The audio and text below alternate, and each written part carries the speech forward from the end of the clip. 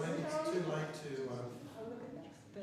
So all your nutrition is all very kind of, endurance fuels and stuff like that. I mean, the longest I've done in the past is 32 hours. So I do a little bit of growing. It's just a little bit of a bucket list.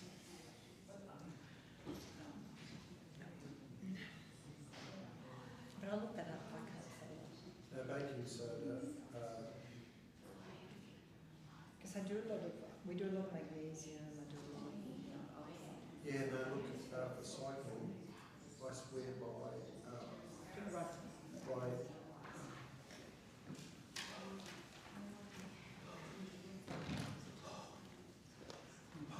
But the key in what we do is we try and maintain the heart rate never really too much above 160. Like we try not to get this fast.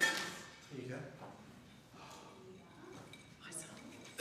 I'm here to take over. Oh, right. Well, we haven't started yet, so you're taking over before we started. It is 9 seconds, isn't it? Yeah, I don't even do it. You've done it. I've got to squeeze it in.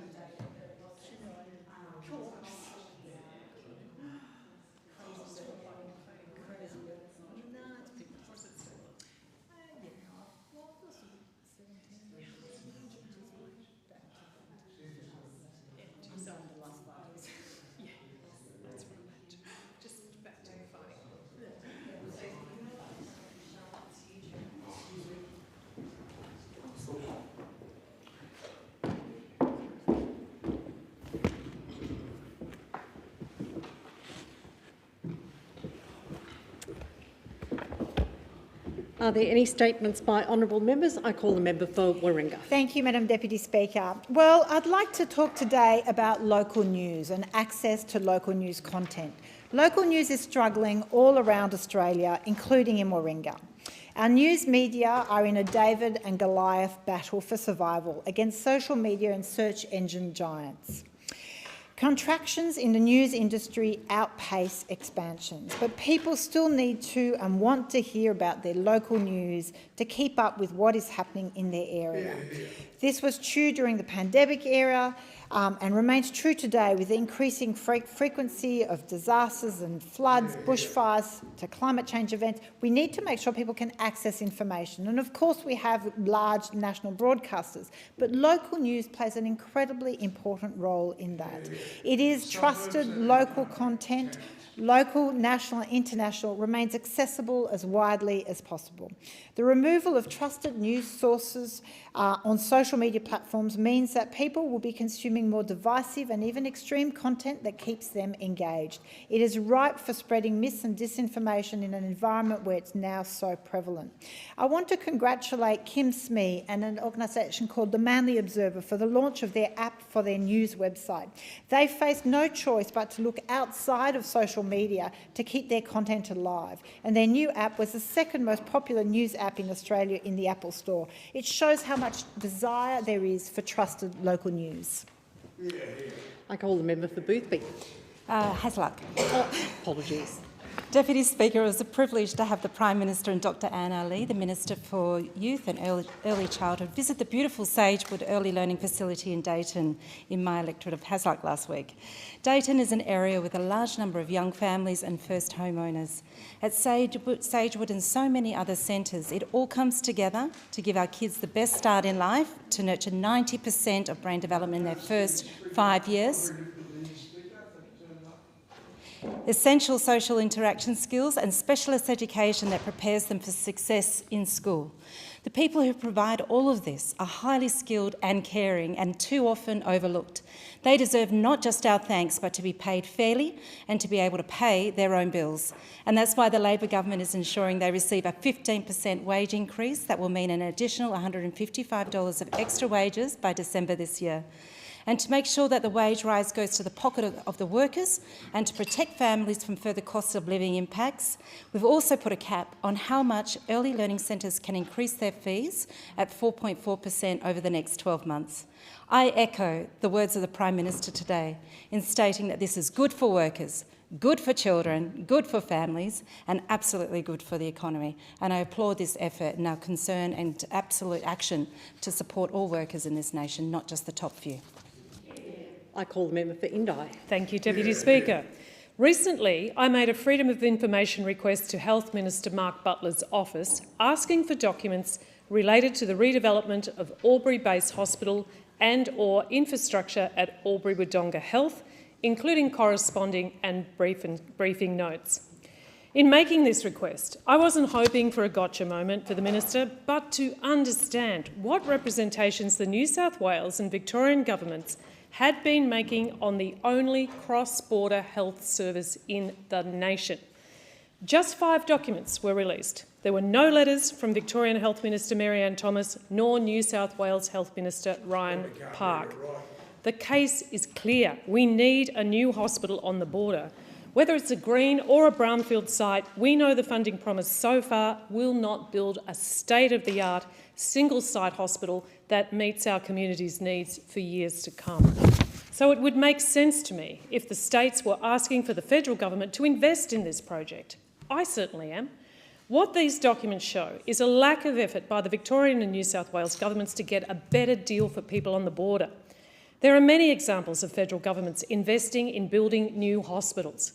But when I speak to the government, I am often told that hospitals are a state government responsibility and the states would need to make the ask.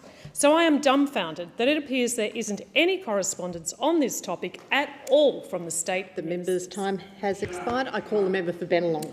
Deputy Speaker, it's with deep sadness that I rise to acknowledge the passing of Edna Wild OAM, a cherished resident of Marsfield who left us on Tuesday the 6th of August. Edna was approaching her 95th birthday, a milestone that reflected only a fraction of her remarkable life. Edna was a loved wife of Alan Wilde, dearest friend of Jim Hull, mother of Lynette, Colleen and Pamela, grandmother of 10 and great-grandmother of 14. Edna was a passionate community advocate, serving as Ryde City Councillor for 34 years. She holds the extraordinary distinction of being the only female mayor of Ryde, serving 3 terms from 1980 to 1982, 1999 to 2000, and 2002 to 2004. Her journey as a community activist began when she rallied against council's plans to use Dunbar Park as a new waste dump. Well, Deputy Speaker, she stopped that and just kept on giving back to her community. Her ongoing service culminated in her being awarded the Medal of the Order of Australia in the year 2000 for her contributions to local government and the Ryde community. Many will fondly remember Edna as the driving force behind the Ryde of Stedford, an institution she nurtured for many years. It's only fitting that the new council hall at Top Ryde will bear her name, a lasting tribute to her unwavering commitment to our community. Vale Edna Wilde. I call the member for Brisbane. Thank you, Speaker. Young people across this country are doing it tough, and their voices are rarely, if ever, heard in this place. As a young person, which I still think I can call myself at 31, representing one of the youngest electorates in Australia, the housing and climate crisis are hitting us extra hard. And I want the voices of young people in my electorate and young people across the country to be heard. So I recently conducted a survey of young people in my own electorate, and a huge thank you to the nearly 1,000 people from the community who took the time to share their thoughts. So what are the top issues? Making the super rich and big corporations pay their fair share. Reducing the cost of living, specifically around rent and energy prices. Ending the occupation of Palestine. Making TAFE and uni fee-free. Making mental health care more affordable and more accessible. Working towards treaties and First Nations justice, and protecting LGBTIQA+ rights. Young people are watching our standard of living go backwards. Owning a home is getting further and further out of reach, and not even the bare minimum is being done to address climate change. And I feel the general mood is summed up perfectly by respondents when asked, if you could tell the Prime Minister one thing, what would it be? The answer? Listen to us. Don't tell us what we should think. We need help, not words, and do more. Millennials and Gen Zs are on the brink of outnumbering the older cohorts as the largest voting bloc in this country, and we will remember being ignored by this government. I call the member for Macquarie. In 2000, the Greater Blue Mountains World Heritage Area was declared. Its 1 million hectares has unique eucalypts and other plants, endangered animals, and 60,000 years of Aboriginal heritage. But nearly 25 years on, there are threats to our area, which is why I welcome the work of the Blue Mountains World Heritage Institute to put together a document that lays out the most urgent and profound challenges that the World Heritage Area faces in the century ahead. Climate change, fire, loss of biodiversity, invasive species, direct human impacts on the landscape, like urban runoff and flights from a 24/7 airport, and the need to recognise First Nations cultural rights. Of course, quick, easy solutions are not always close at hand, but we won't find answers without a strong evidence base. The research prospectus will ask big questions, and I know the answers won't always be pleasant ones, and in many ways that's the whole point. And that's why this research is such a worthwhile investment. I congratulate the Institute on launching the prospectus with partners New South Wales National Parks and Wildlife Service and Blue Mountains City Council, who are collaborating to protect our area. You have my support, you have the Mayor's support, you have the state members' support, and in Science Week it's even more relevant to highlight the importance for everyone who lives or loves this region to support the Institute. Expired. I call the member for Longman. Thank you, Deputy Speaker. It was my pleasure to attend the North Pine Sports Club's 50th birthday celebrations recently at North Leagues Club. It was a great night to mix with many former and current players, including one of my old teammates who I hadn't seen for years. There was also plenty of memorabilia and old photos depicting their journey so far.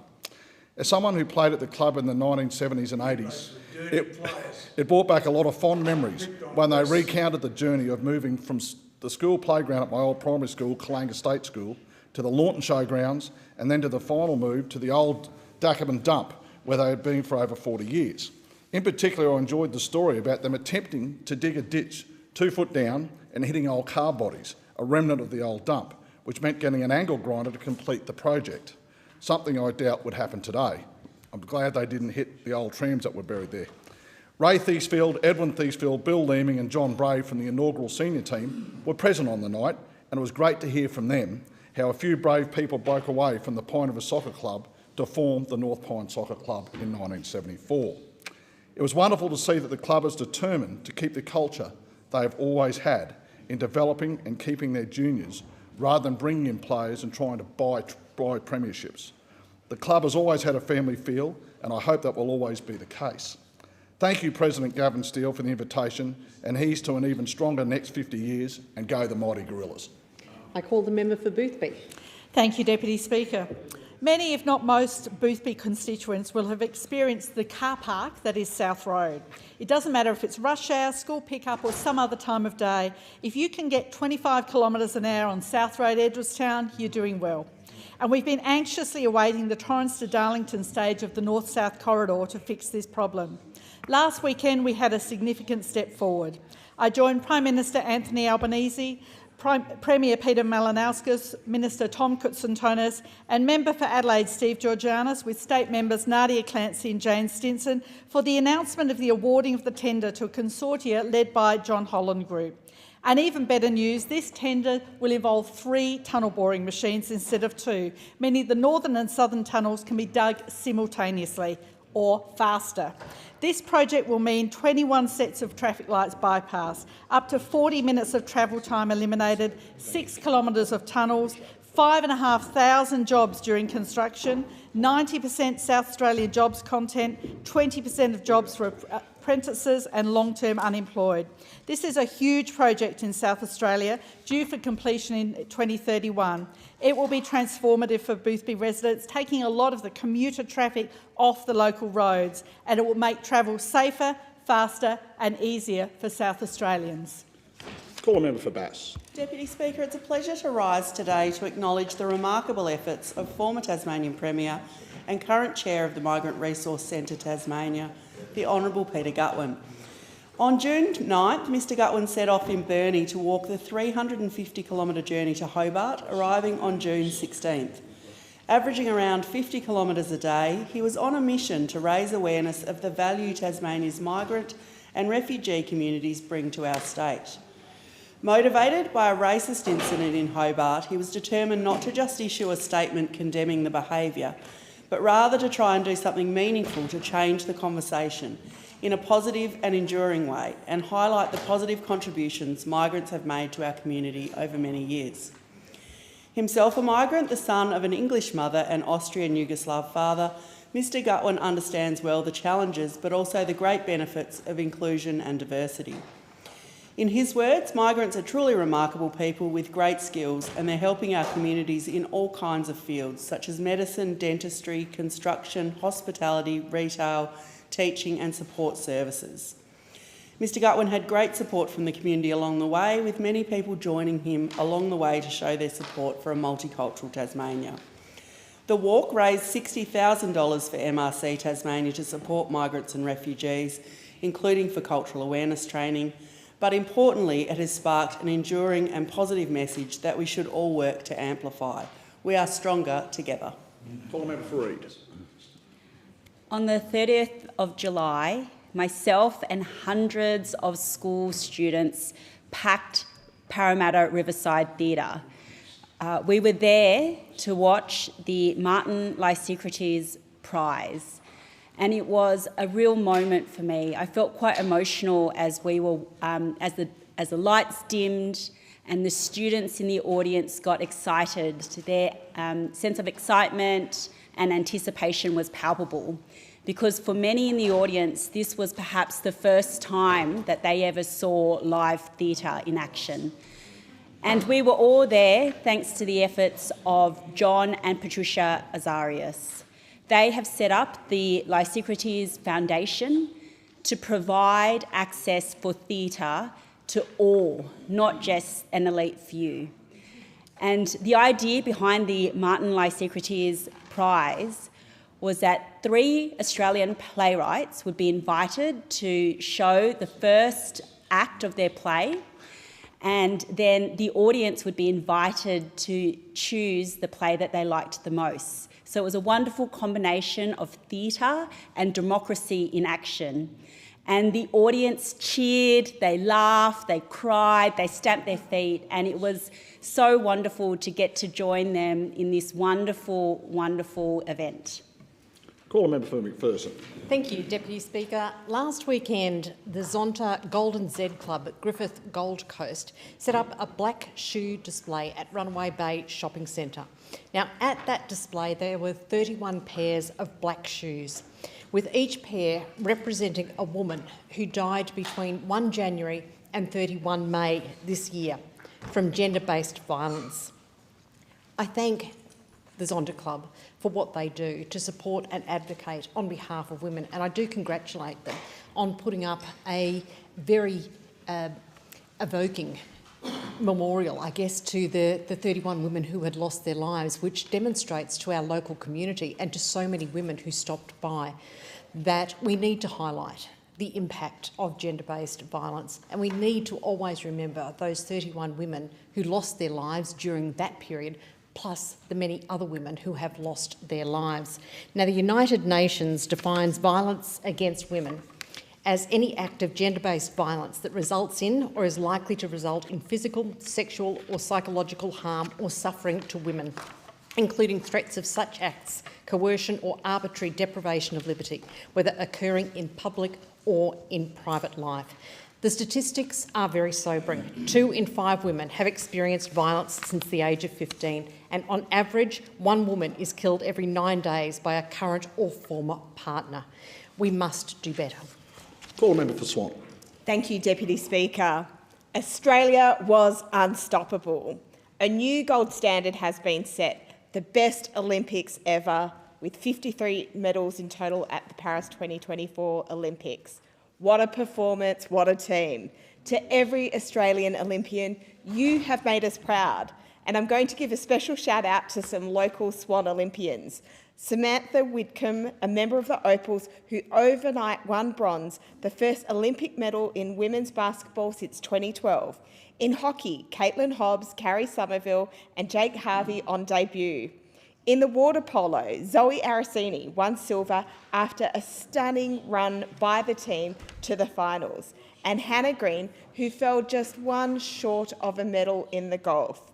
On behalf of the electorate of Swan, congratulations to Samantha, Caitlin, Carrie, Jake, Zoe and Hannah. As co-chair of the Parliamentary Friends of Cycling, congratulations to the cycling team. Well done. Thank you for the late nights, the thrills, the spills and the champion efforts from each and every one of you. I know that it takes a village to raise an athlete. To all the coaches, managers and families and friends who supported their Olympians. I'm looking forward to the 2028 Olympians, and there's a saying that women hold up half of the sky, but at this Olympics, 13 of the 18 gold medalists were women. Rock on. Call a member for Moncrief. Well, Little Grub's Orchard, founded by Gold Coaster Lily Grubb, provides critical support services and programs for children and their families impacted by neurodevelopmental conditions. And Lily provides this life-changing support to families, to schools and to childcare centres. And she also offers her voluntary time to assist families that would not otherwise have the funding or the means to access that sort of meaningful support. That's why the Little Grub's Orchard Foundation exists, and to provide financial support to individuals that don't have adequate financial access to therapy supports. The foundation uses funds raised through individual donations, fundraisers, sponsorships and grants for families that the NDIS may not otherwise cover.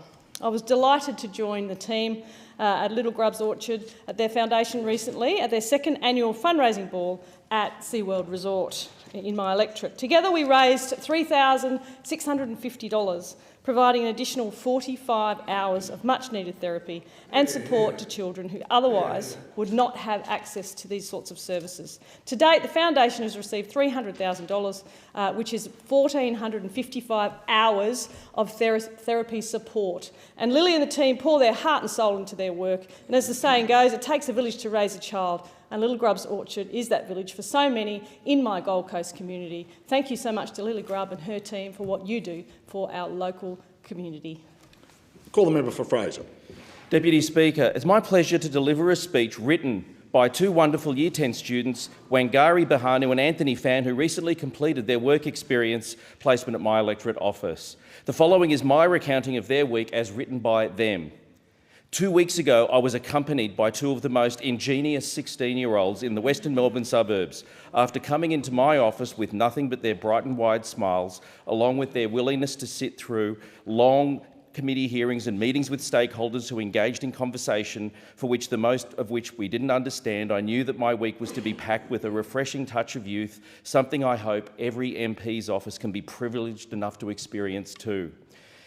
Their brutally honest reviews on many of your MP websites, including my own, my confidence of my own MP website shone light onto how many of us are in need of updating and youthifying, they made up their own word by the way, our outdated and dull MP pages.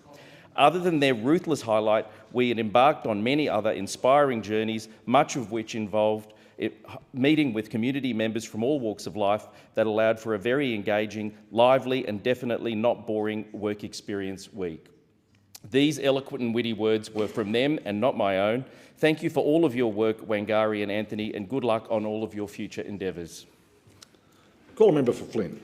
Deputy Speaker, in June, Theodore celebrated 100 years since electricity to the town was turned on and Governor Matthew Nathan started the first water pumps. The Theodore Centenary festivities provided a fun-filled weekend packed with exciting events, live entertainment and an opportunity to celebrate the town's rich history and vibrant community spirit. The theme of the centenary celebration was sensing the past, enjoying the present and focusing on the future. Deputy Speaker, the power station was built in Theodore to power the town and the water pumps to provide water to the irrigation areas around the region. The town of Theodore was built on the assumption that the Nathan Gorge Dam would be built to expand the huge agricultural potential of the Dawson Valley. But this was not to be, and now, 100 years on, the Nathan Gorge Dam has still not been realised. Deputy Speaker, Theodore was named to honour the former Queensland Premier, Mr E.H. Theodore. It is a local tale that the town was architecturally designed by Walter Burley Griffin in the early 1920s, before he went on to design Australia's capital city, Canberra, where we are today. I would like to congratulate everybody involved in the Theodore Centenary celebrations, a terrific milestone that the whole community should be proud of. Call a member for Blair. Deputy Speaker, and great news from my electorate of Blair. 4 community and sporting infrastructure projects in Ipswich City and the Somerset region has just received more than $19.8 million in joint funding under the $1.8 billion South East Queensland Livability Fund, a fund contributed to by every level of government. Most of the funding will go to upgrading the Redbank Plains Recreational Reserve and expanding the Tivoli Sports Complex with extra rectangular playing fields, with $830,000 for stage 1 of the Kilcoy Streetscape Revitalisation Project and over $800,000 for stage 1 of the Lowood Future Strategy. This is a terrific example of what we can achieve by all levels of government working together. Unfortunately, this is something the Ipswich City Council seems to have forgotten after the council launched a political campaign called We Can't Wait, attacking the state and federal Labor governments over infrastructure during the weekend that the LNP in Queensland had their convention. The fact is, the political attacks from the LNP Mayor of Ipswich don't amount to political advocacy, it's political aggression. And the Ipswich residents who contact me are poorly served by it. If Ipswich City Council wants funding for key infrastructures projects from other levels of government, here's a tip. How about engaging constructively with all levels of government before launching costly, ratepayer-funded political campaigns against the other levels of government? Call a member for Lyne. Thank you, Mr Deputy Speaker. I'd like to take this opportunity to pay tribute to Dungog local and World War II veteran Trevor Booker, who passed away on July the 7th, aged 100 years. Trevor was born on the 5th of December 1923 on a cattle station north of Singleton, and when war broke out, Trevor was only 16 years old but managed to get away from school at Maitland Boys High School and enrol. His decision to drop out of school and enlist in the Australian military was character forming. He saw conflict in Papua New Guinea and was involved in the famous Battle of Shaggy Ridge. He got quite sick during the campaign with scrub typhus but he managed to survive, and even though there was an astounding death rate when you're caught with this disease in the tropics, he was sent home in late 1994. In 1948, he met and married his wife Edna after they met at a dance at Maitland Town Hall, and in 1994 they moved into a house he built himself in Rutherford. He worked as a bricklayer as well as milking cows each morning and each night. In 1980, Trevor retired and moved with Edna to Dungog, where he became a stalwart and very active in the Dungog RSL Club and sub-branch. Only 5 years ago, they both celebrated 70 years of marriage, and Trevor's passing marks the death of Dungog's last World War II Call veteran. a member for Hunter. Thank you, Speaker. Tomorrow, the Australian Red Cross celebrates 110 years. That's 110 years of service to our country and to so many more all around the world. The Red Cross was first established during the First World War. On the 13th of August 1914, 9 days after the outbreak of the First World War, Lady Helen Munro Ferguson, the wife of the Governor-General, formed Australia's first Red Cross branch. They were there when the men who fought for our country needed them most. Thousands of amazing women volunteers contributed their time by making vast quantities of clothing, socks, vests, mittens, mufflers, pyjamas and a variety of linen, providing comfort to our diggers in the most uncomfortable of battlefields. They were in hospitals and convalescent homes, providing vital care, goods and entertainment. They raised much-needed funds for the sick, wounded and prisoners of war. They even organised a Wounded and Missing Inquiry Bureau. While we are lucky to no longer be living through times of war, there are still so many Australians crying out for help, relying on the generosity of organisations like the Red Cross to help them keep on their feet. Today, the Red Cross in Australia is made up of 16,000 members and volunteers, all dedicated to helping people impacted by disaster, conflict and other social issues. I want to say thank you to every one of those 16,000 volunteers. Keep up the great work, and we hope that many more will join your organisation soon. Thank you. Call a member for Monash. Today in their house, Tom Pritchard was honoured as the last remaining rat of Tobruk. My next door neighbour, Cecil Donnelly, was a rat of Tobruk. Cecil began his life, working life, working for my grandfather in my grandfather's grocery store. But Cecil went on to become a POW on Crete after Crete was overrun, and then on to Germany as a POW there. Cecil finished the war actually as a POW. He was a remarkable gentleman because in a way he was very humble, never mentioned that he'd been a rat of Tobruk to me in many of the conversations that we had. But he was interesting because he called his children by nicknames like Alan was Gandhi, Craig was Macca, Meredith was Minnie and Kay was Cad. And each night at 5 o'clock I remember very instantly that our family ate later than the Donnellys, and Midge Donnelly, the mum, would come out at night and yell out the four names of the kids, Alan at the top of her voice, Craig, Meredith, Kay, and they'd come in for their dinner that night. I want to honour Cecil Donnelly and all the rats of Tobruk that made Australia and the nation, and they had that reputation that was spoken about in regard to Tom Pritchard today. I was so proud. First time the Germans. So proud that Cecil Donnelly, my mum's friend, and one of the first workers in our was honoured in this way today. Call a member for Werriwa. Thanks, Deputy Speaker. Recently I was privileged to join our local Mandaean community to celebrate the ordination to Rishema of His Beatitude Brika H.S. Nasoria. Just under 4,000 people from the Mandaean faith call Werriwa home. South West Sydney has become the largest population of Mandaeans in Australia. As the result of persecution in Iraq and Iran over the last 50 years, many Mandaeans have fled their homeland to find peace. They've joined our community and support all sorts of events and fundraisers. Mandaeans follow the teaching of John the Baptist and are a peaceful community. His Beatitude, Bricca H.S. Nasoria, came to Australia in 1996 to serve his community and educate the congregation of Mandaeans in Australia. He was originally ordained in 1991, has a PhD, and his postdoctoral studies continue to research archaeology and Mandaeism. His Beatitude has 3 children, one of whom gave a very heartwarming speech to the community about her dad. I thank the Mandaean community for welcoming me to these important celebrations, and I congratulate again His Beatitude, Bricca H.S. Nasoria, for his years of dedication to education, youth and our community. I wish him all the best in his role. I call the member for Wright. Thank you, Mr Speaker. I had the great pleasure to attend the Bow Desert Sesquicentennial B150 Gala dinner a few weeks ago.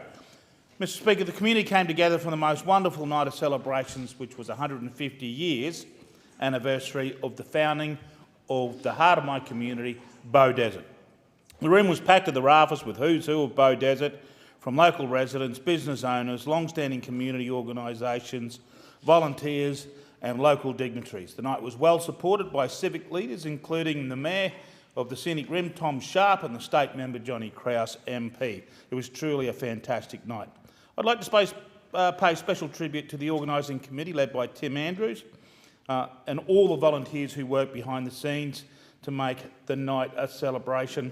But special mention goes to Mark Plunkett from the Bow Desert Historical Society. The celebrations were much more than just a gala dinner then. Dinner all throughout the year. There were a number of different events that we got the opportunity to attend. There was a launch event at the beginning of the year.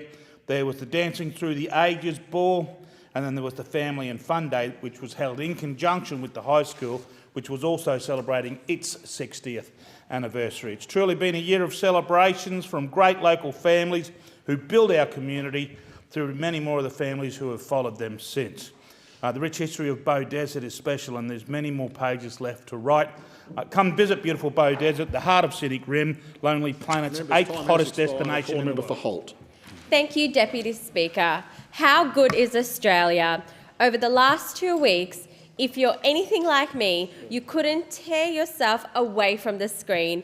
We've watched our athletes thrive on the world stage in Paris, smashing records and making our nation prouder than ever.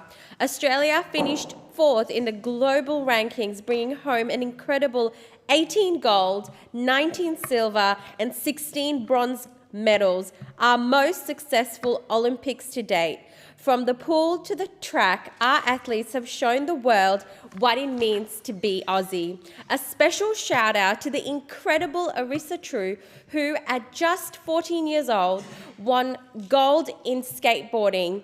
What a moment for her and what a moment for all of us. The Paris 2024 Olympics were a spectacular celebration of human spirit and perseverance, but more than that, they've shown us how sport unites us as a country. Whether cheering from the couch or gathering at watch parties, we felt the surge of national pride as our athletes donned the green and gold. Australia, we are stronger, prouder and more united because of it. Aussie, Aussie, Aussie. Call a member for Fadden. Oi, oi, oi. Thank you, Deputy Speaker. Over the winter break, in addition to watching the Olympics, I was fortunate enough to host the Deputy Leader of the Opposition on the northern Gold Coast to meet some local business owners and constituents. We hit the ground running at Busy at Work at Oxenford, hearing from industry in the skills and apprenticeship sector about emerging challenges, but also recognising the amazing work done by that organisation in getting Gold Coasters into employment. The Deputy Leader and I hosted a Women's Business Leaders Breakfast with business owners, elected representatives, including Councillor Shelley Curtis and Councillor Naomi Fowler, as well as local school principal Joanne Shee from AB Patterson College. We discussed issues affecting women and young girls in our community, and it was great to host that at my office.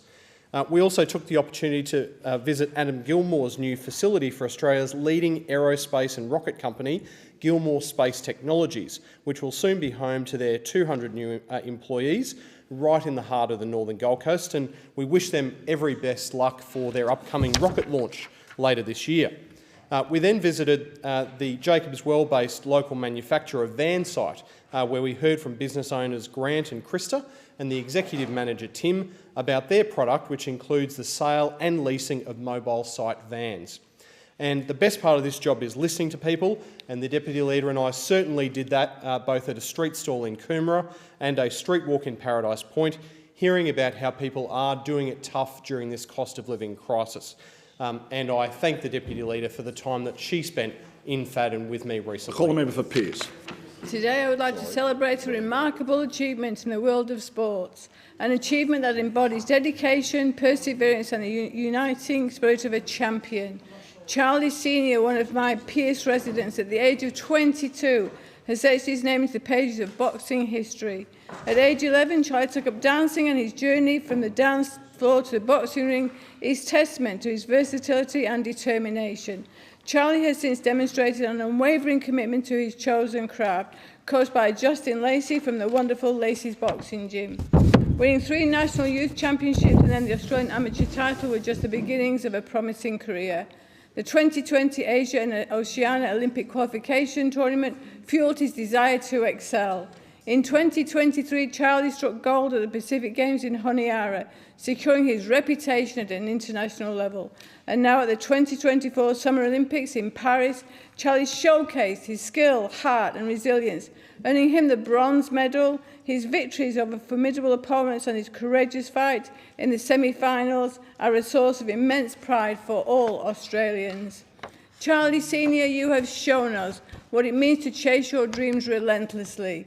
Your journey and achievements are an inspiration for all athletes.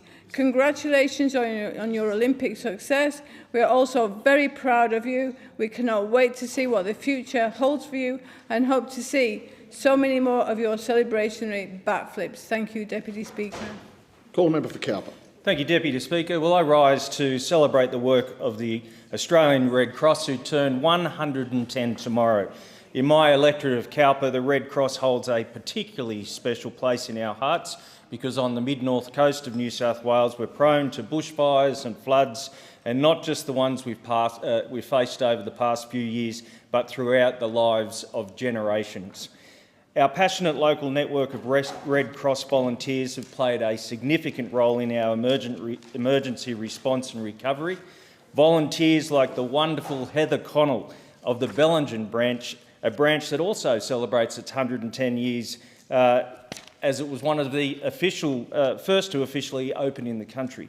For over 40 years, Heather has assisted those most in need by tirelessly coordinating the sale of merchandising and donating generous prizes for fundraisers, working on street stalls and actively helping people to recover post-disaster through her involvement in the Red Cross personal support team. It's individual acts of service like these from every Red Cross volunteer that makes a positive impact on lives and livelihoods. So a heartfelt happy 110th birthday to the Australian Red Cross, and a very special thank you to every Red Cross volunteer who has been involved over that time. May there be many more years to celebrate. Call a member for Newcastle.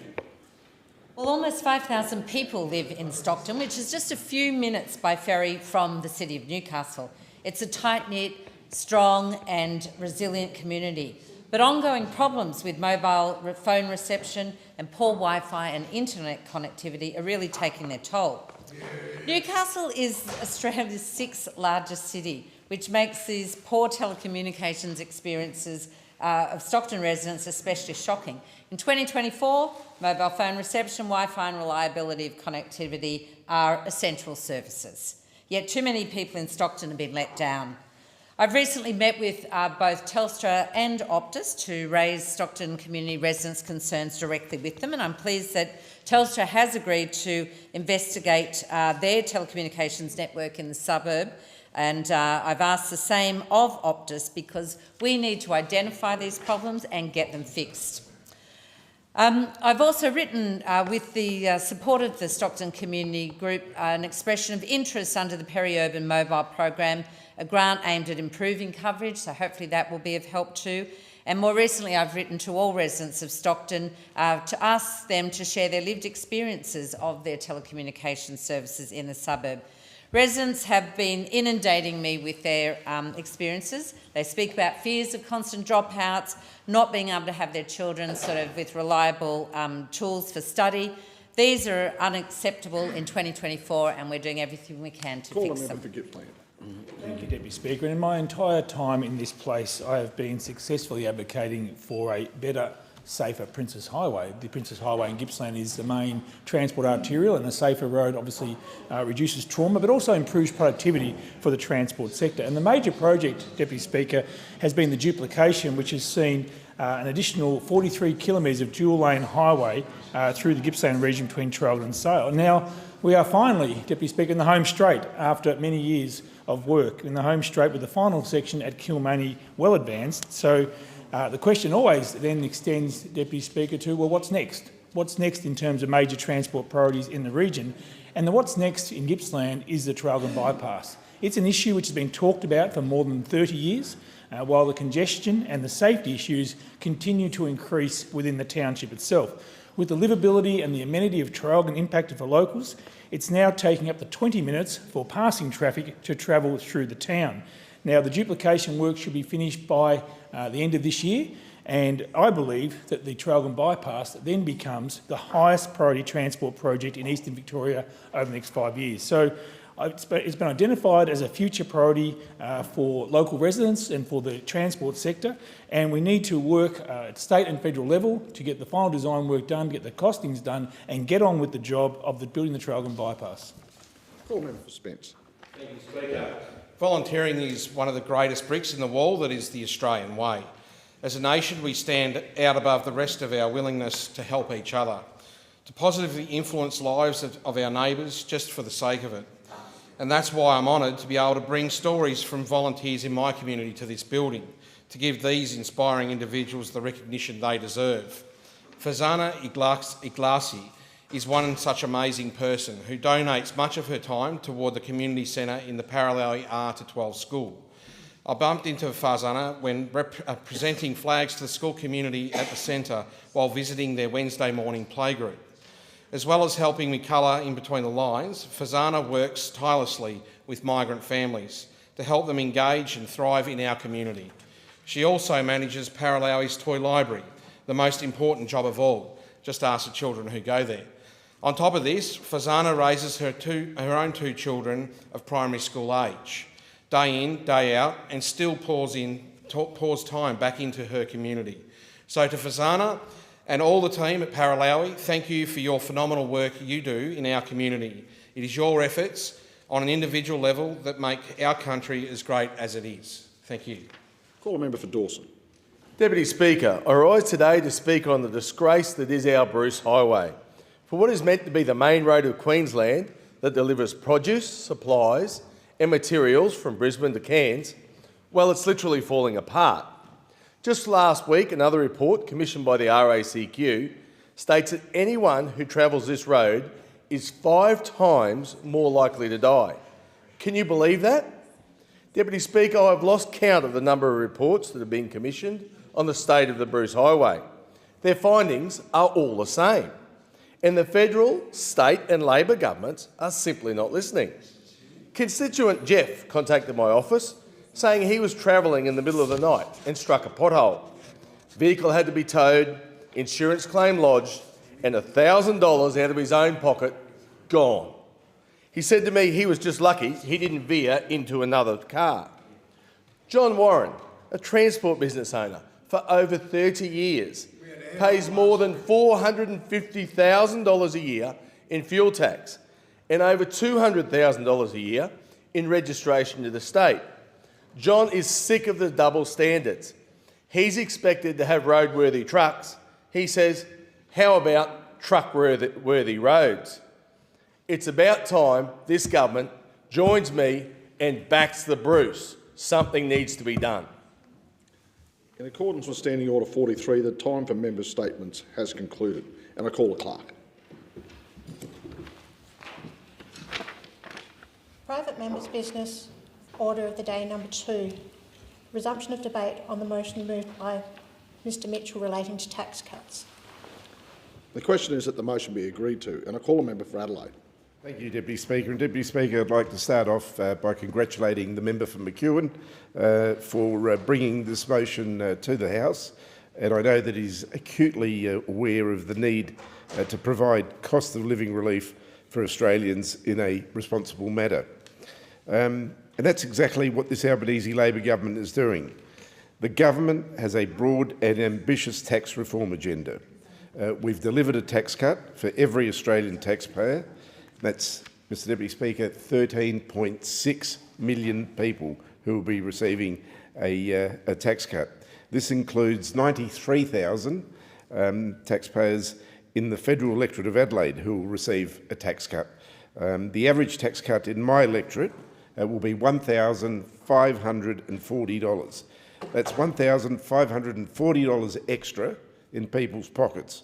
Now, our tax cuts are delivering a bigger tax cut for Middle Australia to help with that cost of living, and we know that cost of living is a real issue at the moment. So this government is focused on doing whatever they can to put extra money in people's pockets and to ensure that wages keep up with the cost of living. An additional 2.9 million Australians earning $45,000 or less who were previously excluded under Scott Morrison's plan will now share in the benefits of these tax cuts. Deputy Speaker, Labor's tax cuts are providing a greater tax relief to low and middle income taxpayers who we know are disproportionately women. This will see 90% of women taxpayers retaining on average an additional $707 per year compared with the previous legislated tax cuts. Deputy Speaker, parents, particularly women with young children, will be meaningfully supported to return to work under the government's changes through increases to their take-home pay. And we've also increased the Medicare levy low-income threshold for 2023-24, ensuring more than 1 million low-income taxpayers continue to be exempt from the Medicare levy or pay a reduced levy rate.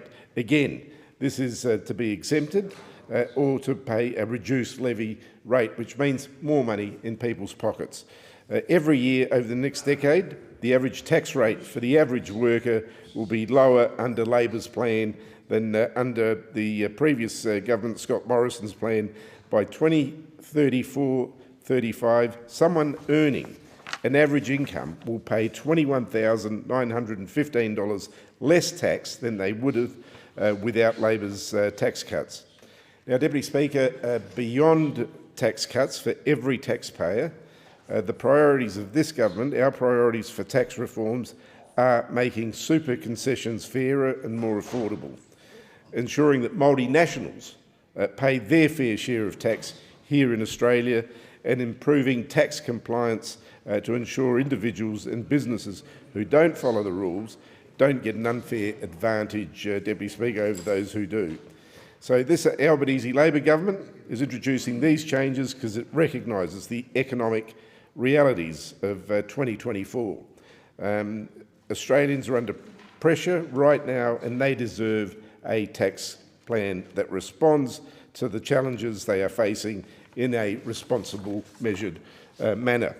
The advice from Treasury is quite clear, Deputy Speaker.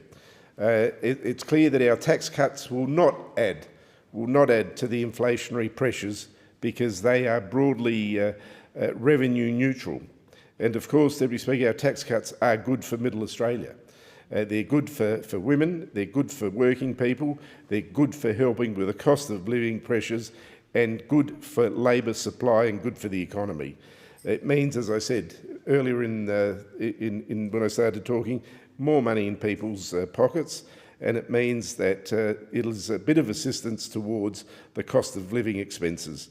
The government's number one priority, Deputy Speaker, is easing that cost of living pressure, and we'll keep on working every day to deliver everything we can do for all Australians and to ensure that the focus of the government is on dealing with the cost of pressure, living pressure, inflation, and ensuring that we do everything we can to keep wages up in power with the cost of living and putting extra money in people's pockets. Call a member. Sorry. The question is that the motion be agreed to, and I call a member for Kooyong. Thank you, Deputy Speaker, and I thank the member for McEwen for moving this motion, which acknowledges that Australians are experiencing a devastating cost of living crisis. While acknowledging the positive impact of the recent Stage 3 tax cuts, I do want to speak to the other major driver of cost of living stress in my community. Every day, members of the Kooyong community tell me that they are struggling with the cost of electricity and of gas. They don't understand why the price of these necessities has increased so much, and they ask me, what can we do to fix this? I tell them this. Australians are paying too much for gas and for electricity because of policy failures in our energy market. I told my constituents that the wholesale price of electricity in Australia is 3 times less than what it was 2 years ago, and that is because of increased rooftop solar and large-scale renewables. But the retailers who are selling us this electricity are still increasing prices. They're doing that because we are spending hundreds of millions of dollars on supporting ageing, unreliable coal-fuelled power stations.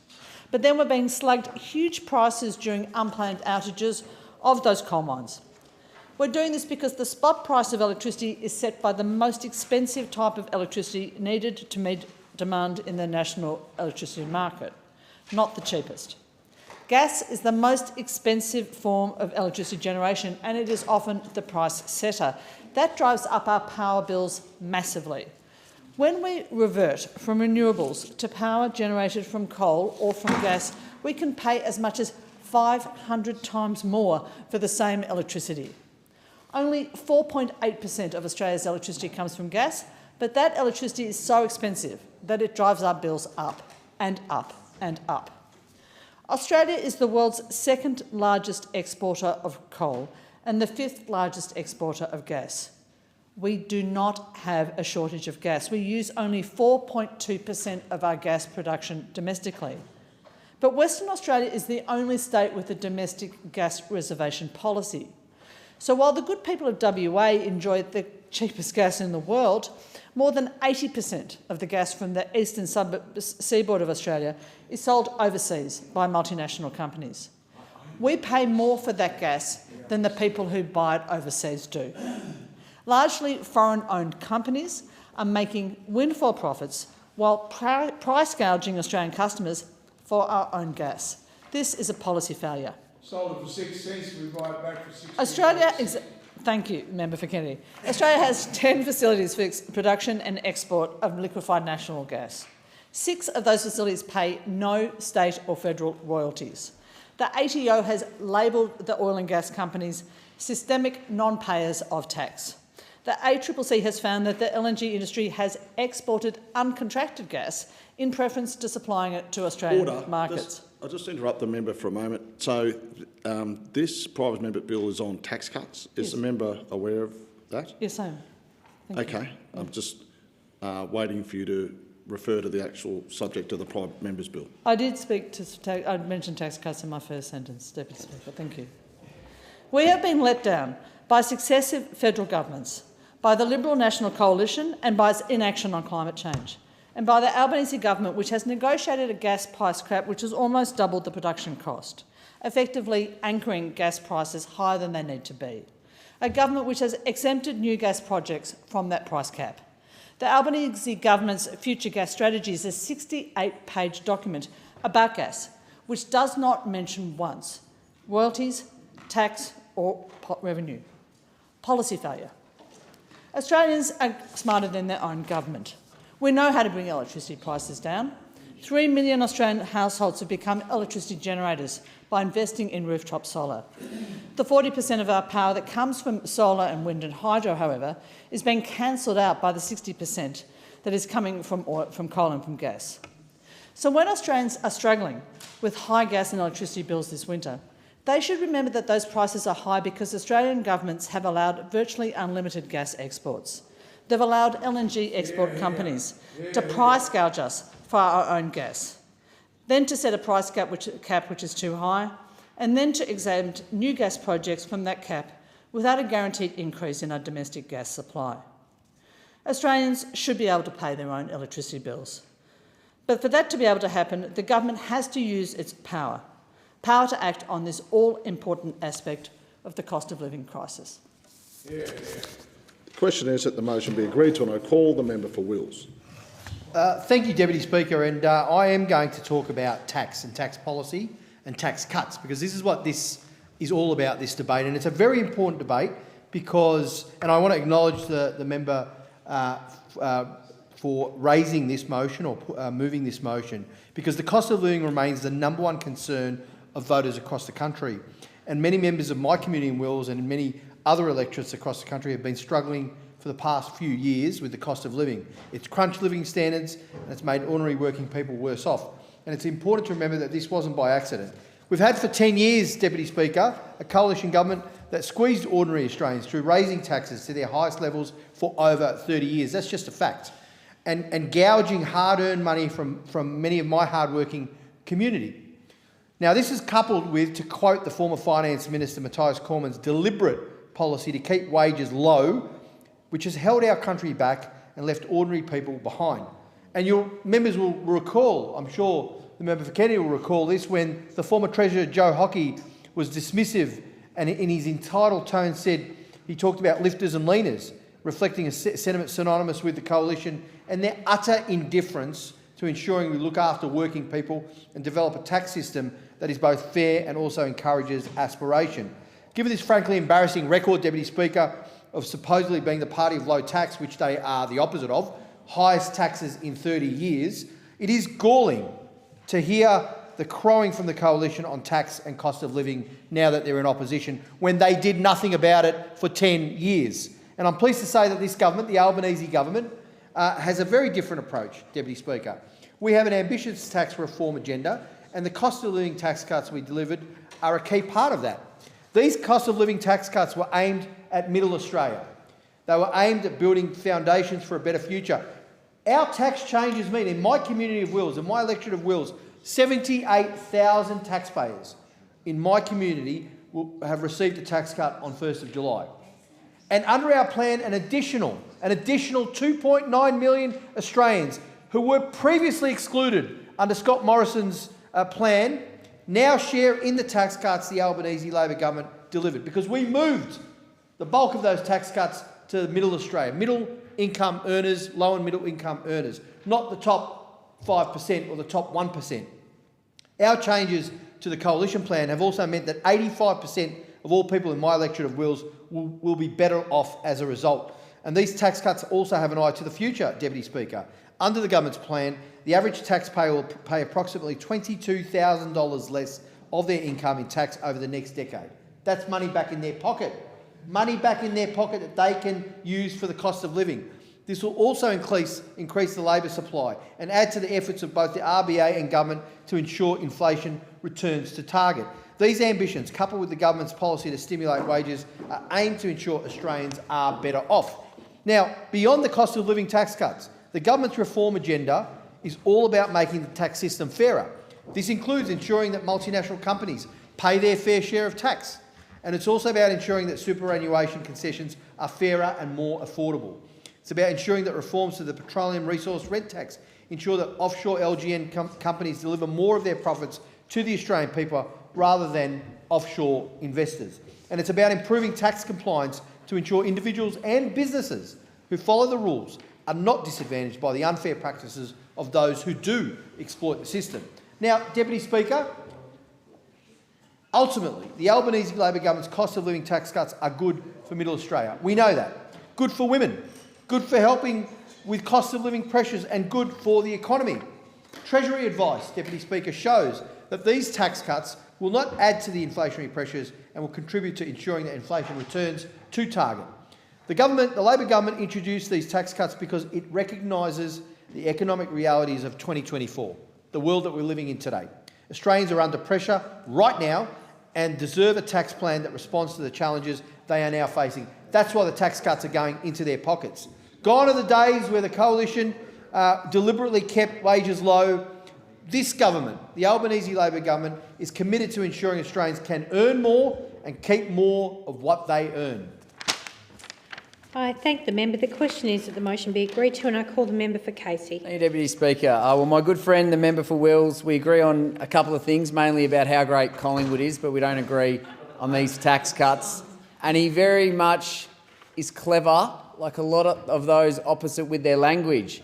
I notice there's been a shift in the ALP language, because what they do well, they don't do policy well, they can't solve the cost of living crisis, no answer to inflation, don't talk about productivity. But what they do well is politics and word games. And the member for Wills gave a great example then. For the first couple of months of the changes and the backflip and the broken promise from the word is my bond Prime Minister, they were still calling it the stage 3 tax cuts. But as the member for Wills showed then, they've merged that and they've changed it to the cost of living tax cuts. Now, the reason they don't like calling it the stage 3 tax cuts anymore is because they like to forget about stage 1 and stage 2 of what was a broad, holistic, long-term package. But there's a real reason that they hate talking about stage 3. It's because they don't like talking about stage 2.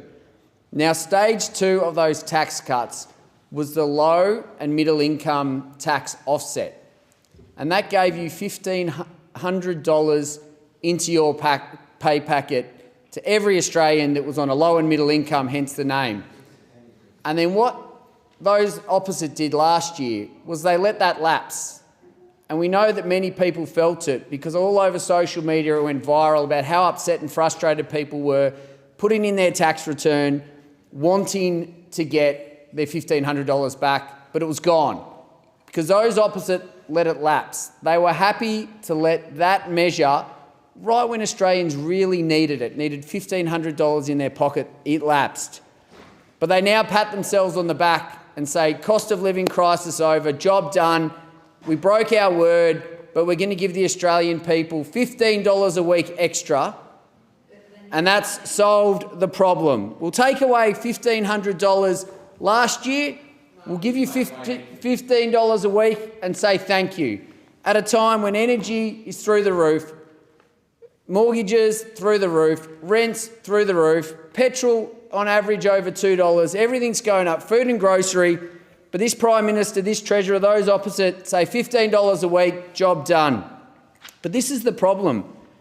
The Prime Minister and the Treasurer can try and spin their way out of it, but the Australian people know that this government does not have a plan to address cost of living, because they're living it every day. And every sitting week in Parliament, I'll rise to my feet on a PMB or an MPI or another government motion talking about how great they are and the amazing job they've done for the Australian people.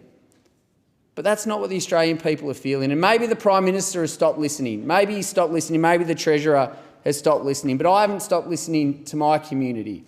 And I'll continue to share their stories in this House so their voices are heard. And maybe one day those opposite will stand up in caucus and actually have the courage to criticise the Prime Minister and criticise the Treasurer and tell them that it's not working. Because that's what you should be doing when you're a backbencher in a government, is holding them to account. But every media report tells you that not one backbench member opposite raises any questions or any issues in the caucus. But I'm going to share Beck's story today, and I asked her what their biggest issue is. And I quote, cost of living. We're a young family with 2 primary school aged children. My husband works full-time and I'm 30 hours a week. It is so hard to pay for school fees, after-school activities, school excursions, plus all the household bills, mortgage, petrol, public transport costs, single-car family due to costs. We can't afford to get our heating fixed, so we're struggling through winter without heating, and I know we aren't the only family struggling.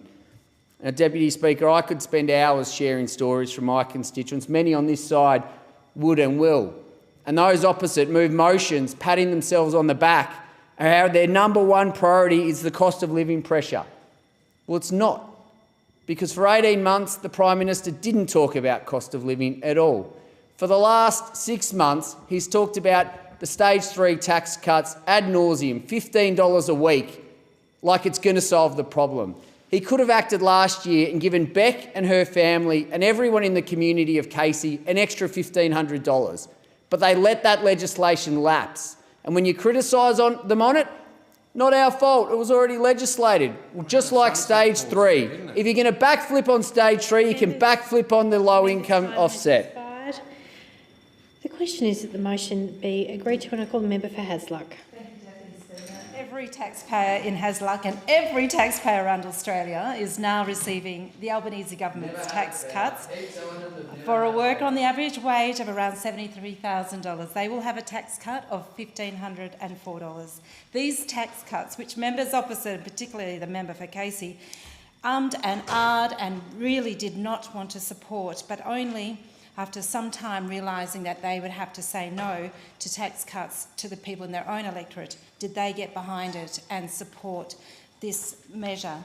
And I was pleased when these tax cuts were announced, but not surprised, as they are part of a consistent attitude on the part of the Albanese government to provide cost of living relief where it's possible, especially to those Australian families doing it tough, and in a manner that does not increase inflation.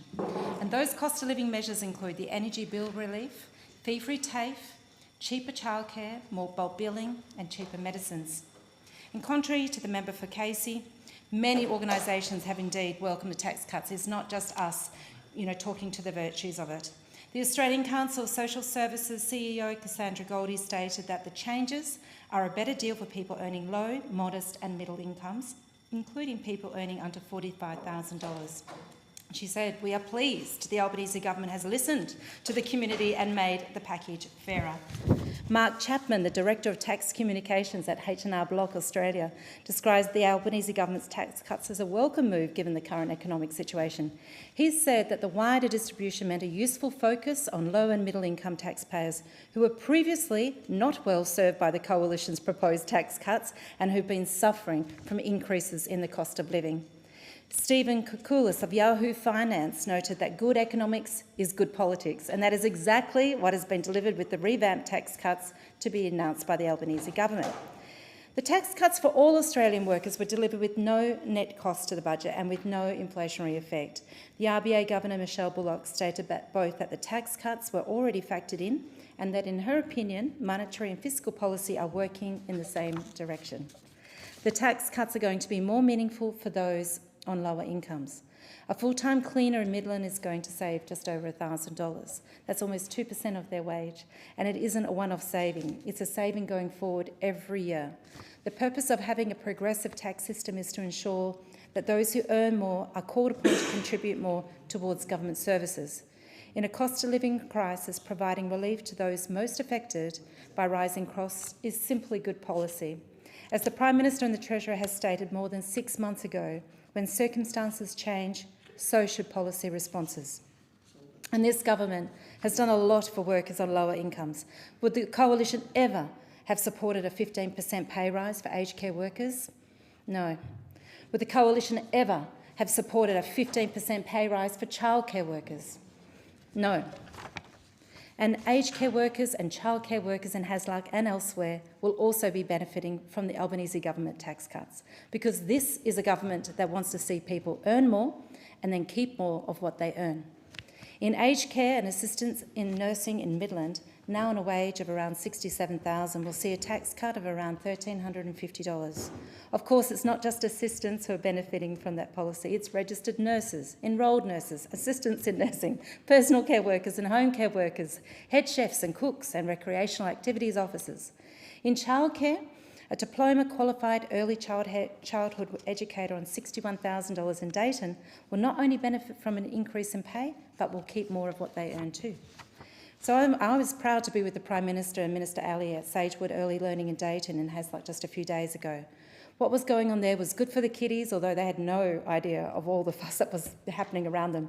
But the policy wasn't just good for the children. The pay rise was also good for the early childhood workers. It was good for the workers, good for parents and families, good for the sector and the economy. It was good for the gender pay imbalance as it was good for women. It also covers out-of-school care and so benefits families of school-aged children too. This is a government that is listening, understanding, seeing what needs to happen and then taking the appropriate action. That's what the tax cuts were all about too. A government responding to the economic circumstances and making the necessary alterations to ensure that the cost of living assistance was directed where it would be of most benefit. Would the Coalition ever have sat back and looked at their tax policy and changed it as circumstances changed? No, they wouldn't have. Thank the member. The question is that the motion be agreed to. I call the member for Mallee. Thank you, Deputy Speaker. Well, I begin by pointing out that the number one priority of this calamitous government is not the cost of living. No, Labor had two other priorities since May 2022, the doomed $450 million Voice to Parliament referendum and looking after the CFMEU and their union mates with radical industrial relations reform that has bulldozed the industrial relations landscape in Australia and made productivity a distant memory. Casual employment is almost extinct under Labor's changes, and the unions are coming for part-time employment too. God help you if you are a farmer in my electorate of Mallee or elsewhere in regional Australia trying to find workers. Labor's tinkering with the hiring arrangements for casuals, contract, migrant and harvest labour at the behest of their union masters means Australians will find it very difficult to feed their families. Why?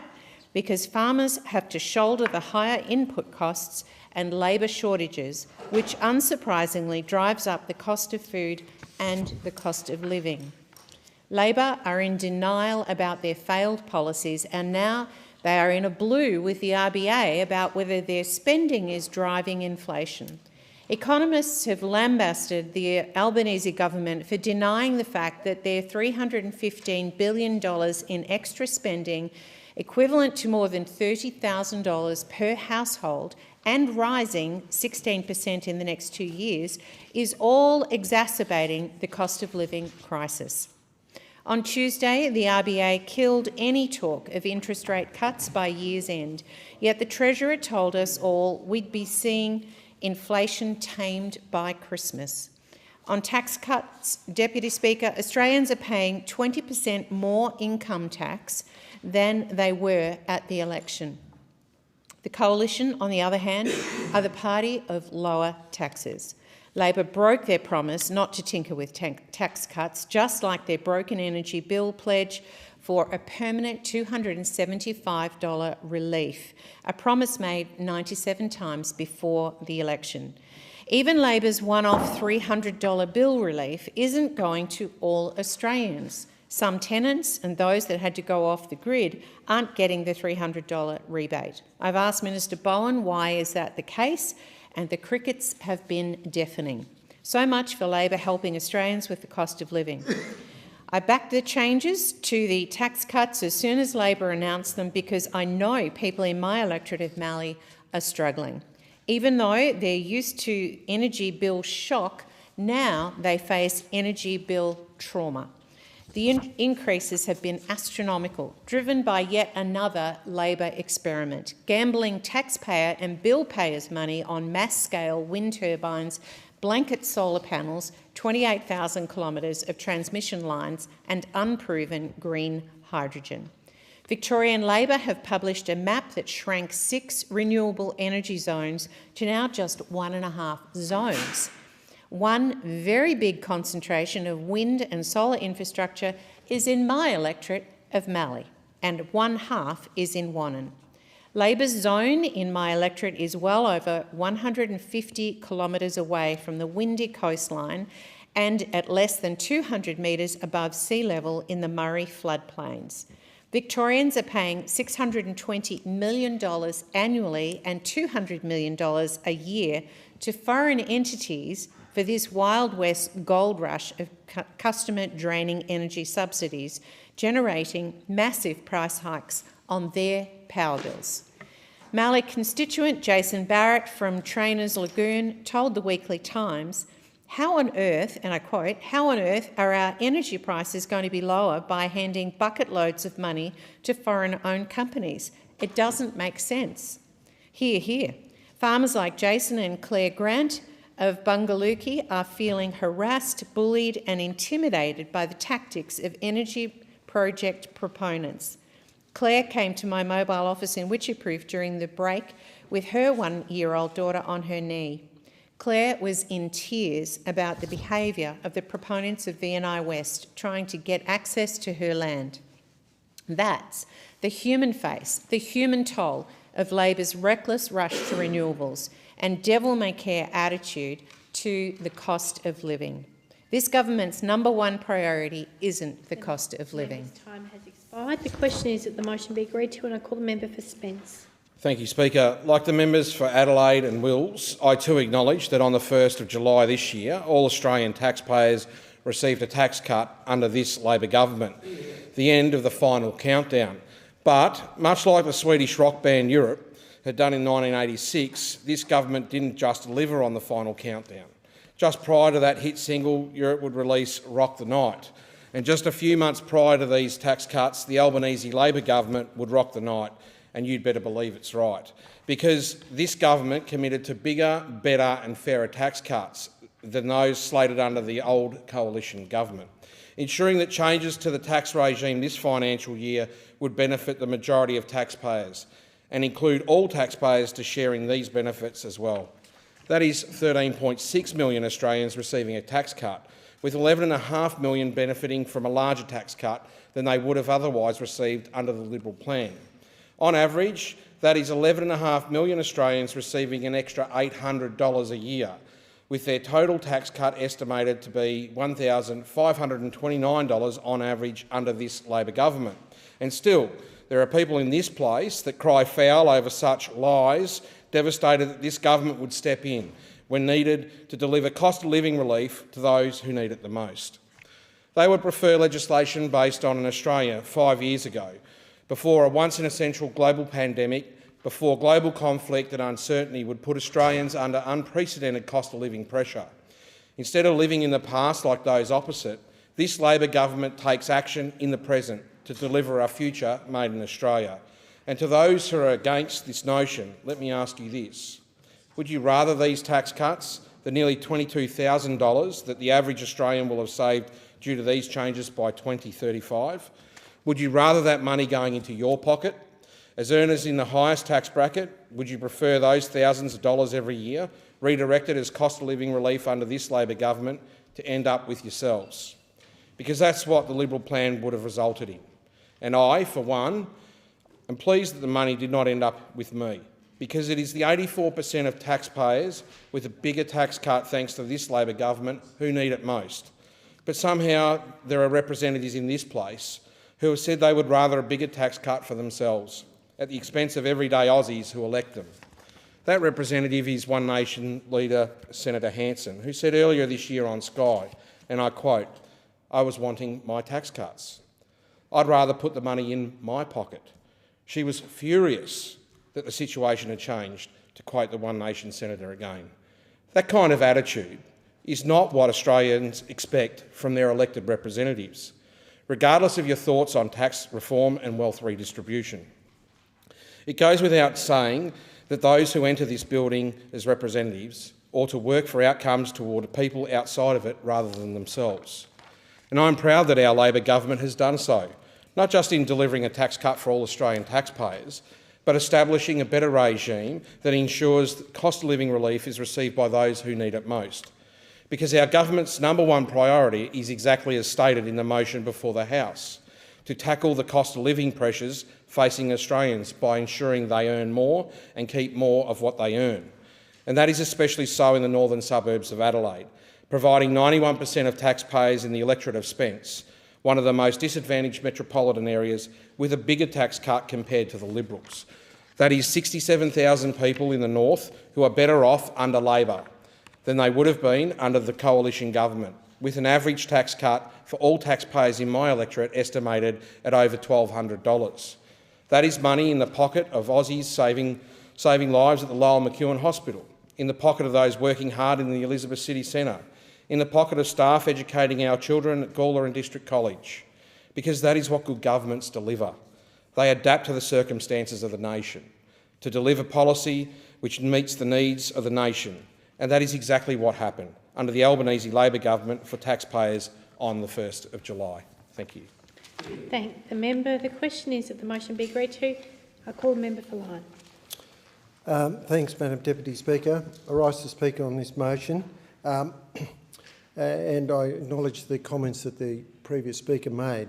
But if people cast their memory back, and some people speaking today weren't here when the original Stage 3 tax cuts were announced and then the amended Stage 3 tax cuts in the last Morrison government, but what wasn't acknowledged is that the low and middle income tax offsets, which mounted to $1,500 in the 21-22 tax year, vanished in the first Labor budget. So people came to me, lots of people came to me saying, where's my, well, they put in their tax return and they were short up to $1,500. And then they brought in tax cuts, which are now lauded, but people are still $1,500 worse off. These tax cuts are also coming with stubborn inflation, which is eating away the value. They are coming with higher government spending, which is driving inflation.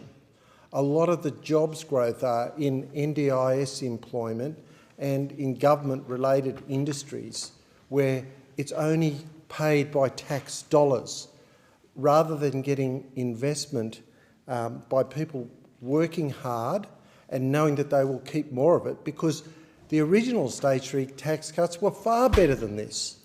And they followed on Stage 1 and Stage 2 that did address the low income tax burden of people in Australia. And I have one of the largest electorates with the lowest average income in the country. We don't have high income average payers in my electorate. We have a lot of pensioners, and compared to the average urban city electorate, I have over 48,000 pensioners in my electorate. And we are very sensitive to how much tax you pay, but we also have people who are aspirational, who are trying to work hard and not lose all their money paying tax. And we were getting rid of the whole 32% tax rate up until $200,000. That meant people that were working hard, happy to do overtime, take on more responsibility, work harder, longer hours, were finally going to get ahead. Whereas nothing in this addresses the fact that we have inflation and we have bracket creep. It hasn't addressed the fundamental structural reform. It's a one-off sugar hit that will evaporate in a couple of years. That's what people don't realise. Our tax reform passage was structurally changing the tax rates so that that middle 30s tax rate was vanished till you got up to $200,000. Now, what else is happening at the moment? This inflation is driving up the cost of living. Vegetables are up. Processed goods are up. Gas is up. Gas is a critical source of energy in the Australian economy. And this government is talking up gas, but in effect slowing down gas and shrinking it. And as a result, we have major shortages in the electricity market and in the manufacturing market. And 44% of manufacturing in this country, hey presto, it relies on gas. So you've got one side of the government saying we want to make things in Australia, and the other side, the environment-driven focus on gas and anti-fossil fuel policies is shutting down manufacturing. They're quite schizoid. They don't fully understand the drivers of how manufacturing happens in this country. We're great at heavy smelting, but even that is going to become marginal and go offshore. Look what has happened with the nickel industry in Western Australia. It's just shut down because Indonesia and places in Asia buying our high calorific content black coal are building more coal plants than you can poke a stick at, and they are driving the cost of electricity down as a result of it. Yet we are starving our manufacturing of gas. We need more exploration, more fields opened up so that we can keep it here onshore and get our manufacturers the relief, because they're not only paying high electricity prices, which is the other driver for manufacturing, but gas is essential in so many things, also for fertiliser. If we don't have gas, we don't make fertiliser in this country. if we have to import gas to make fertiliser and make plastics and all those other things, and it's very expensive at the moment, when we could have bountiful, cheap gas making stuff in Australia again. But these tax cuts time has are expired. illusory. They're only temporary. The time allotted for this debate has expired. The debate is adjourned and the resumption of the debate will be made in order of the day for the next day of sitting. I call the clerk. Private members' business. Notice number 5, excise on alcohol. And I call the member for Cowper. Thank you, Deputy Speaker. I move the motion relating to the excise on alcohol in the terms in which it appears on the notice paper. Continue. Thank you. Deputy Speaker, I rise today to speak of the ever-increasing government burden being placed on family-owned and run businesses in my community, in all our communities. Those businesses that help to keep our local economies ticking along and add to the fabric of our uniquely regional experience. That burden, Deputy Speaker, is the excise on beer and spirit producers across the country. Many people would be surprised to know that in 2023 alone, excise increase on beer was up 11%, which means that 60%, that's right, 60% of the cost of packaged full-strength beers and 47% of mid-strength beer is now comprised in tax. That's almost 2/3 of a beer that you drink or buy from a shop. And the excise on spirits has risen 17% since 2020, with up to 63% of the cost of an average bottle of spirits comprised of tax. And since 2014, the increase in excise has been above the CPI. So business is going backwards. We don't do that to any other business. That'd be an outrage. On the mid-north coast of New South Wales and of course in all our electorates, we're lucky to have some amazing award-winning brewers and distillers, many who source their ingredients locally or from their own properties. Businesses like King Tide Brewery in Coffs Harbour, Bucket Brewery in Kempsey, More Beer and Black Duck in Port Macquarie, Maria River Distillery and also Bellingen Brewing Co., just to name a few.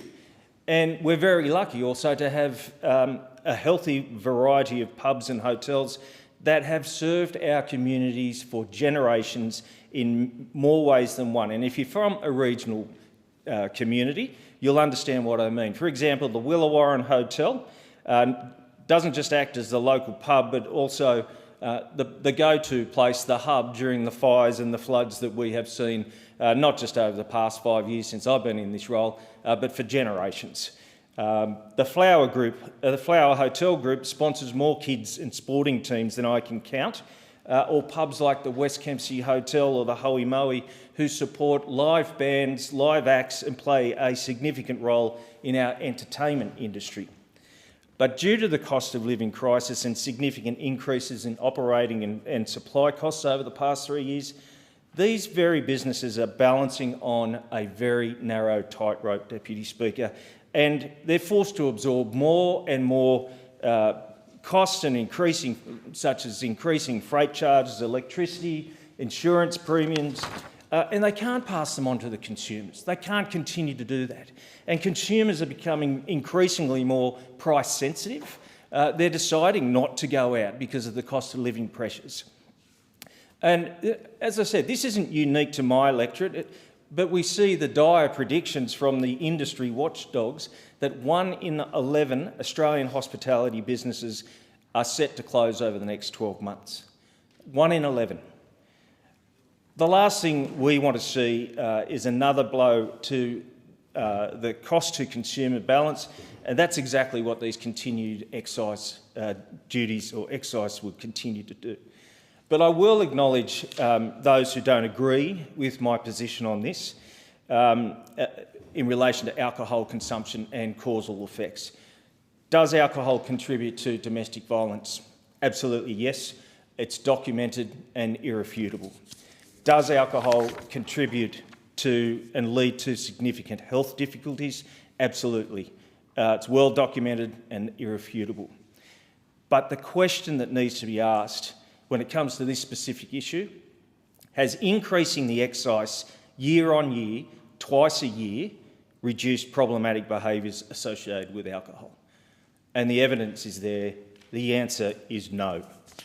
The answer is no. The price sledgehammer is not effective to improve our health or social outcomes.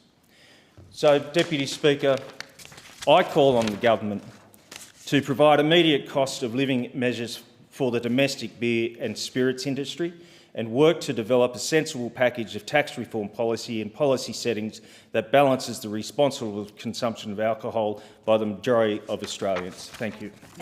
Is the motion seconded? I second the motion. Thanks, Deputy Speaker, and I will reserve my right to speak. Thank the member for Page. The question is that the motion be agreed to, and I call the member for Hasler. Thank you, Deputy Speaker. I need to begin by declaring that I have a conflict of interest in this field of policy. I'm a founding shareholder. Until recently, I was a director of Beeloo Forest Distillery, and my husband is now a director of that establishment. I thank you to the member for Cowper. This is an issue close to the heart of my own electorate of Hasluck, which features the Swan Valley and the Perth Hills tourism regions and has the largest concentration of breweries, distilleries and vineyards in the Perth Greater Metropolitan Region. This is, however, an issue of just great importance to Hasluck. We have a world-class wine, brewery and distilling sector that adds over $11 billion in total value to the Australian economy. And while much of this is in wine, there's also been great growth and recovery across all the other products since the pandemic. According to DFAT, in 2022, we exported $41 million of whisky, $31 million of liquors and cordials, $24 million of beer, $19 million of gin and $15 million of vodka. It means wealth and jobs at the farms that grow the grains, grapes, fruits and sugars. Jobs in transport, infrastructure, construction, retail, hotels, pubs, cellar doors and tourism precincts. And of course, on the home front, the abundance and quality of beverages that are being made by businesses that come from and add to our neighbourhoods. So it is important to acknowledge that in many respects, industry is thriving with over 800 small distilleries and over 600 independent breweries as testimony to that. And I'm sure we can all agree that we want them to grow into sustainable, medium and large exporting businesses.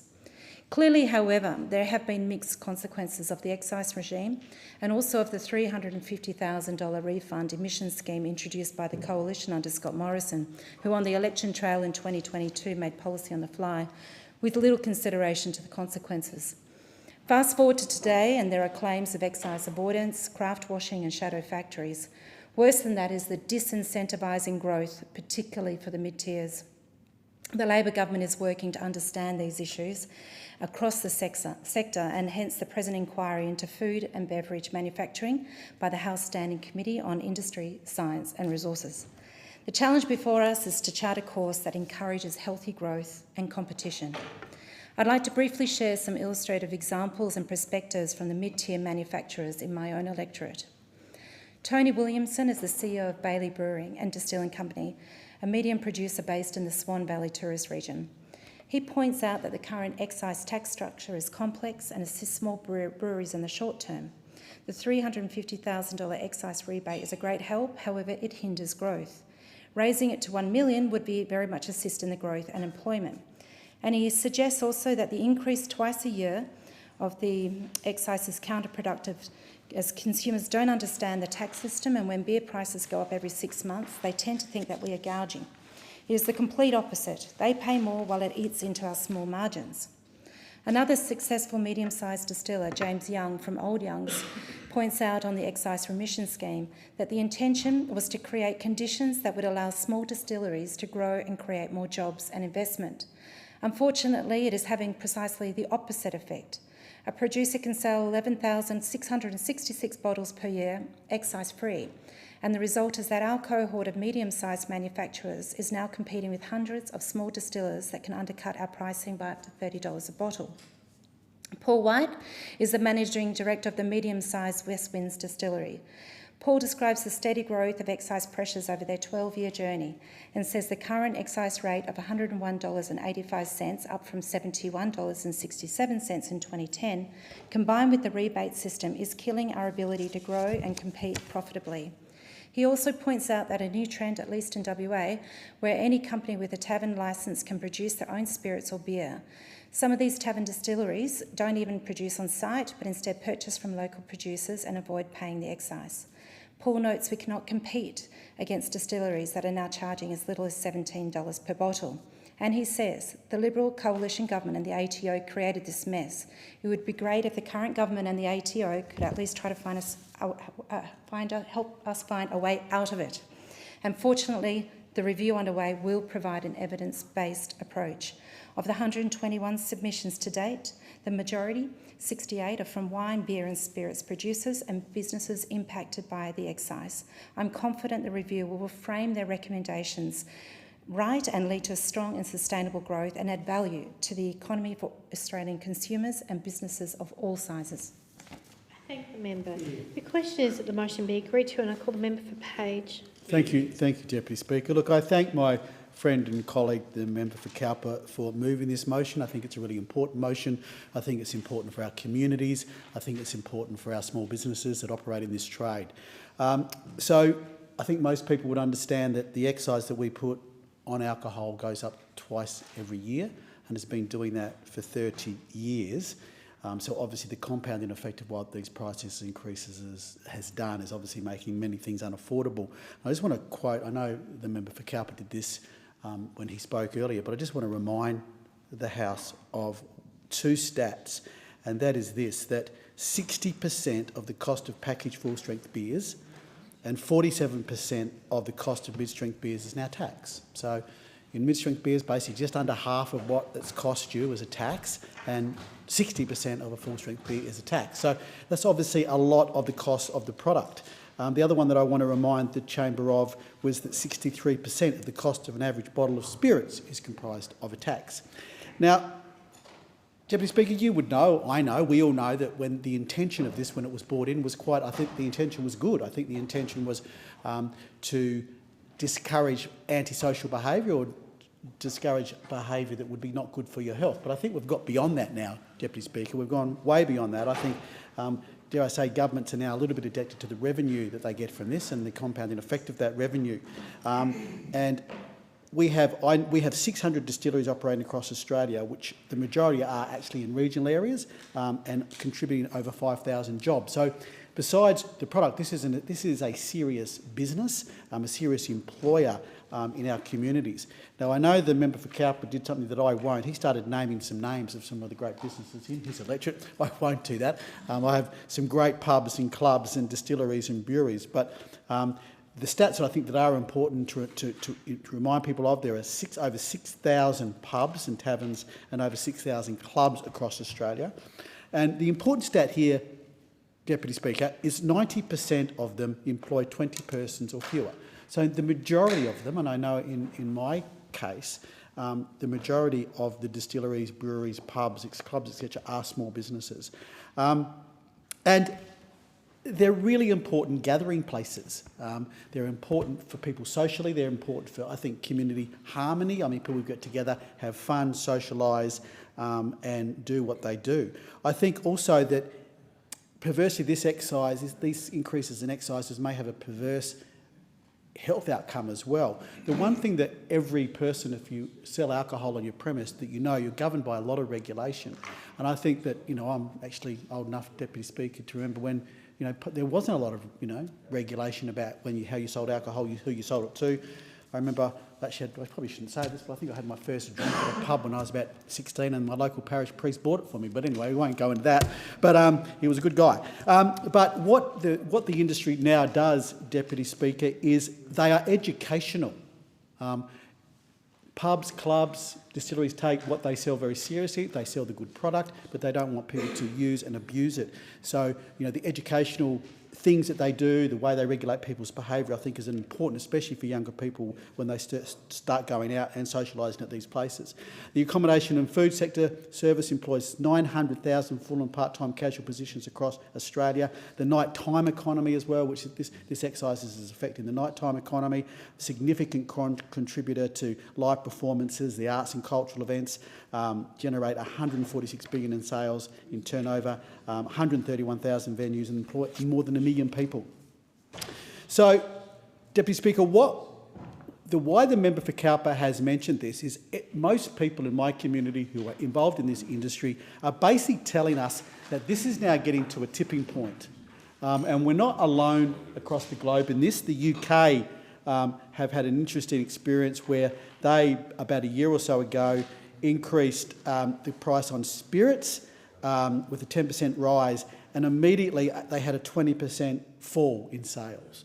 So what they're saying, and the government found that the tax increase contributed to the largest rise in inflation ever recorded in the UK and lower tax revenue. So we're getting to a point now where this has obviously played a role, it's played a good role, but we're getting to the point now where we need to freeze this, stop this, and come up with a more comprehensive policy. Because I mentioned before that why would this ever be have a perverse health outcome? That's because more people are making illicit products, which is bad for people's health. And I didn't realise my time was about to run out. I thank the member for Page. The question is that the motion be agreed to, and I call the member for Robertson. Thank you, Deputy Speaker. And the alcohol excise indexation is a long-standing feature of the tax system under both governments, under governments of both persuasions, under Labor, under Liberal and the Nationals. And what the alcohol excise rate is, it's indexed to the consumer price index to ensure that alcohol excise receipts keep pace with inflation, and that the tax component of alcoholic beverages remains broadly stable as a proportion of their total price. And as we know in this chamber, this indexation for alcohol occurs twice a year. It occurs once in February and then again in August. And then revenue from that excise is then goes into funding essential services for the benefit of the whole community, such as health, such as defence, such as education, such as infrastructure.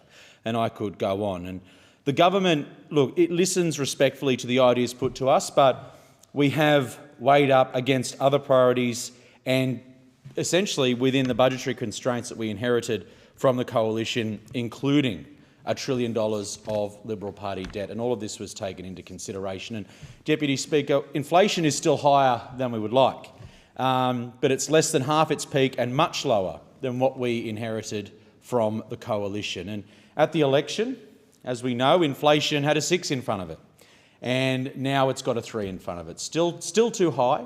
It is sticky, but it does now have a 3 in front of it. And underlying inflation has moderated, and the momentum of inflationary pressures is going downwards. And our budgetary strategy, the last budget that was handed down by the Treasurer, is helping to fight against inflation in this country, not hamper it.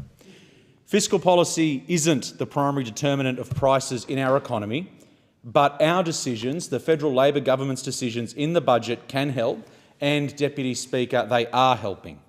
Our budget is helping to take some of the edge off inflation. We have delivered the first back-to-back surpluses in almost 2 decades, which the RBA Governor has said are helping to fight against inflation.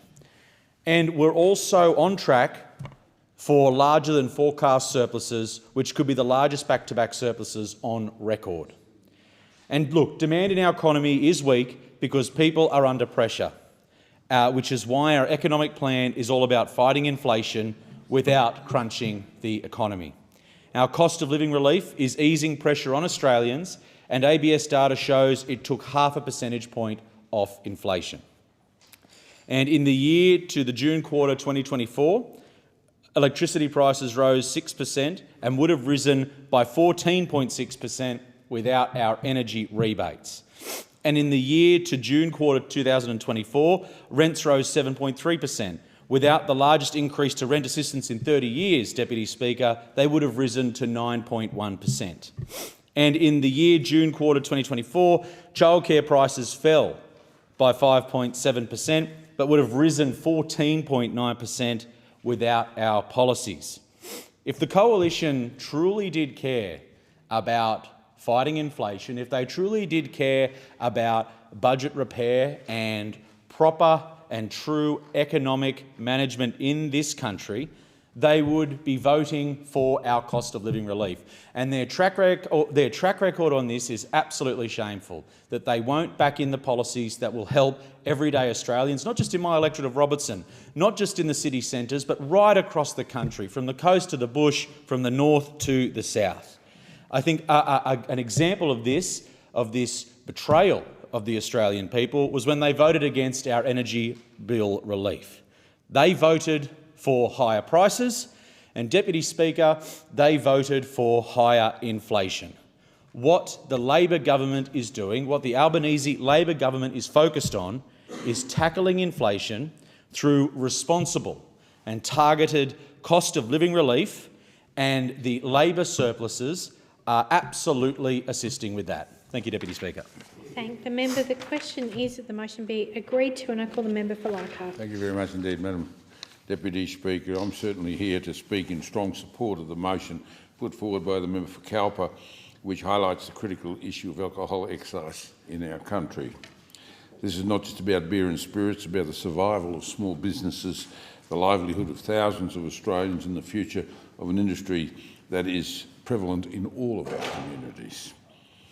We are all aware that the cost of living in Australia has been rising at an alarming rate. Electricity bills, raw material costs, transportation expenses, the list goes on. Everything has been going through the roof.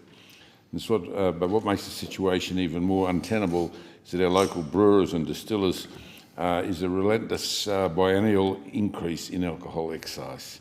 As it stands, Australia is now ranked among the highest in the world when it comes to alcohol excise, and this is crippling our domestic industries. Recently received a letter from Rob Kellan, the owner of McAllister Brewing Company, a proud and hard-working small business in my electorate of Leichhardt. Rob's story, unfortunately, is not unique. Like many other small independent brewers, Rob was faced with a staggering 40% increase in the production costs over the past 2 years, and I think this is the difference. What we're talking about now is the significant increases that we're seeing in cost of living. It's unprecedented, and now we've seen, and it's certainly having a significant impact in this industry. This, coupled with automatic 6 monthly increases in excise tax, is pushing these businesses to the brink. Rob tells me that in the past 12 months, over 20 independent brewers across the country have either gone into voluntary administration or closed their doors for good. The majority of the more than 600 small brewers that are still operating in Australia have been forced to reduce staff just to keep the lights on.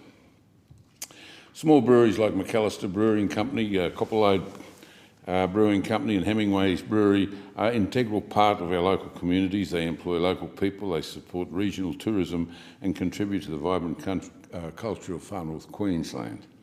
These businesses are also essential to our regional and rural economies. The craft beer industry in Australia provides approximately 35,000 jobs, 2/3 of which are allocated in regional and rural areas. It's important to remember that these small businesses are not just competing against each other, they're competing against the giant multinational corporations with far more resources available to them.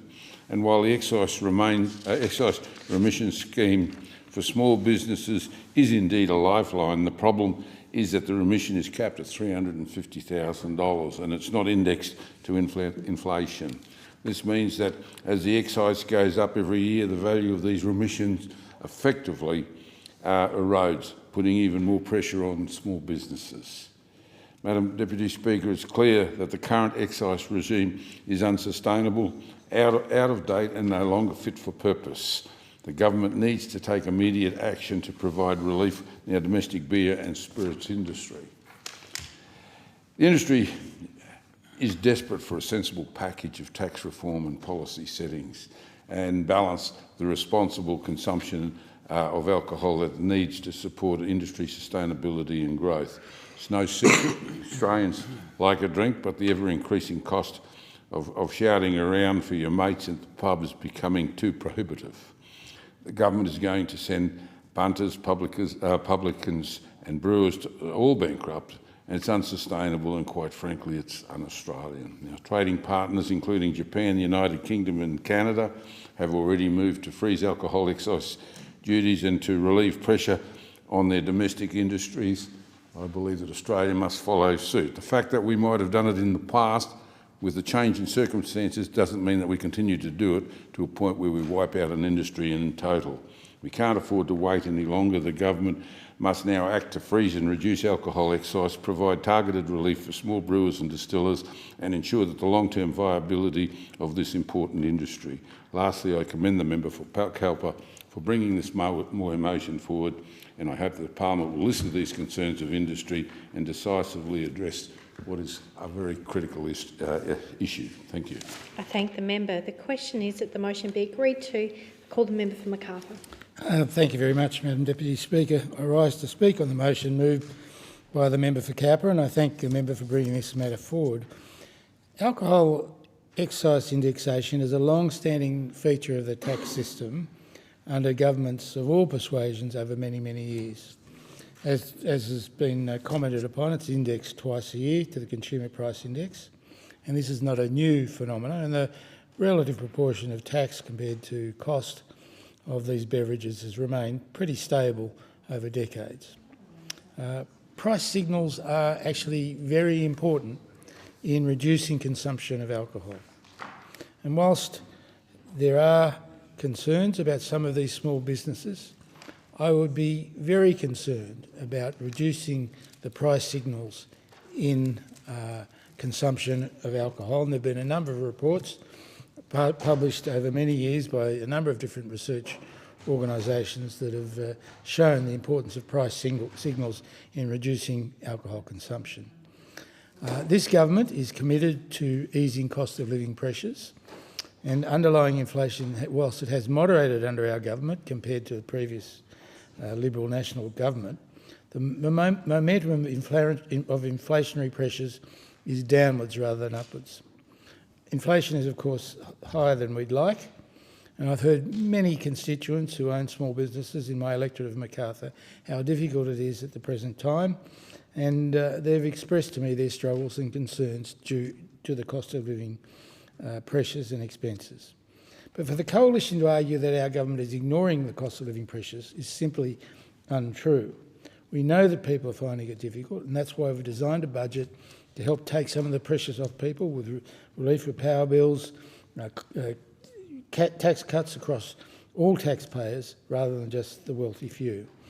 We've included meaningful cost of living relief measures that won't add to inflationary pressures, such as increasing the Medicare levy low income threshold, the cost of living tax cuts, as I've mentioned, energy bill relief, and in particular in healthcare, increasing incentives for bulk billing for doctors and cheaper medicines, in particular the 60-day prescribing and reduction and freezing of many of the costs associated with purchasing medications, just to name a few, and there will be more to come. The advice is clear that our tax cuts will not add to inflationary pressures. They're broadly revenue neutral and will be for everyone who pays tax. Inflation is less than half of its peak and much lower than we inherited from the Coalition, who have continually voted against cost of living relief. As a paediatrician, I'm also very concerned with the burden of alcohol on our health system and the health of Australians due to the consumption of alcohol, and in particular for children and for families. The Australian Bureau of Statistics Causes of Death report shows that in 2022, almost 2,000 people in Australia died of alcohol directly induced deaths, such as liver cirrhosis or acute alcohol poisoning. Alcohol-induced deaths as a part of a cause of death are much higher than this, and were recorded as a rate of 6 deaths for every 100,000 people living in Australia, the highest rate reported in a decade.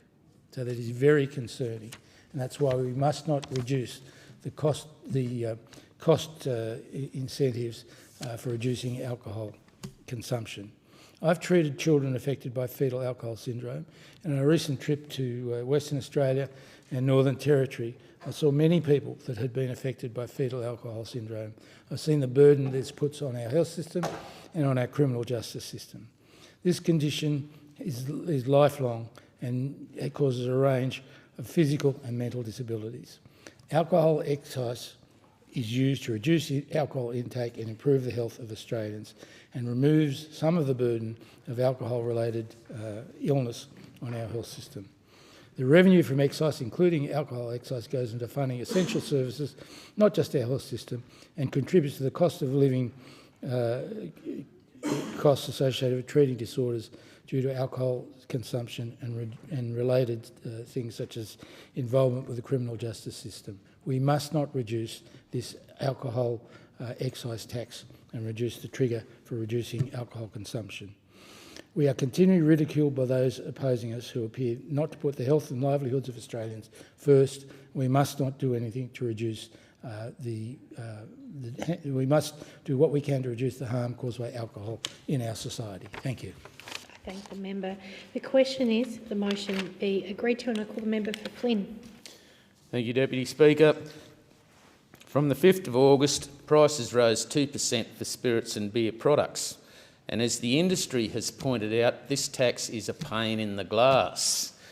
The expectation is that tax will jack up the price of a schooner of beer at your local pub or club by about $1 to more than $10. I rise to support the member for Cowper's motion today, as I too acknowledge the beer and spirits excise is unsustainable for our pubs, clubs and our hospitality industry in general. The motion notes that successive biannual increases in beer and spirits excise on alcohol now sees Australia having amongst the highest excises in the world. Combined with the cost of living pressures, increased costs in energy, refrigeration, wages, raw materials and transport, the cost of alcohol products has risen substantially. The excise regime is now putting at risk the viability of Australian distillers, brewers, distributors, pubs, clubs and related industries. This excise regime is untenable against current global backdrop, with crucial trading partners including Japan, United Kingdom and Canada already moved to freeze alcohol excise duties to relieve the pressure on their domestic industries. Deputy Speaker, this is what the industry has said about the tax increase.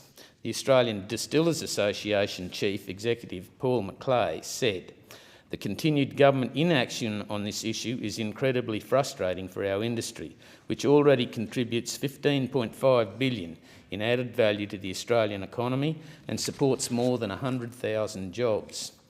He stressed that a freeze in spirits tax was urgently needed, as well as partnering with the industry to create an export body for spirits, just as it has done successfully with the wine industry in Australia over recent decades.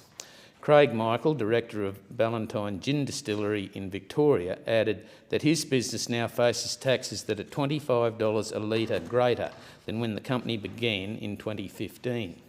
These 6 monthly increases are becoming increasingly difficult for our business to sustain. They are impossible to plan for, Michael said. How can we accurately undertake financial modelling and make business decisions if we don't know what the tax rate we will be paying in 6 months' time is?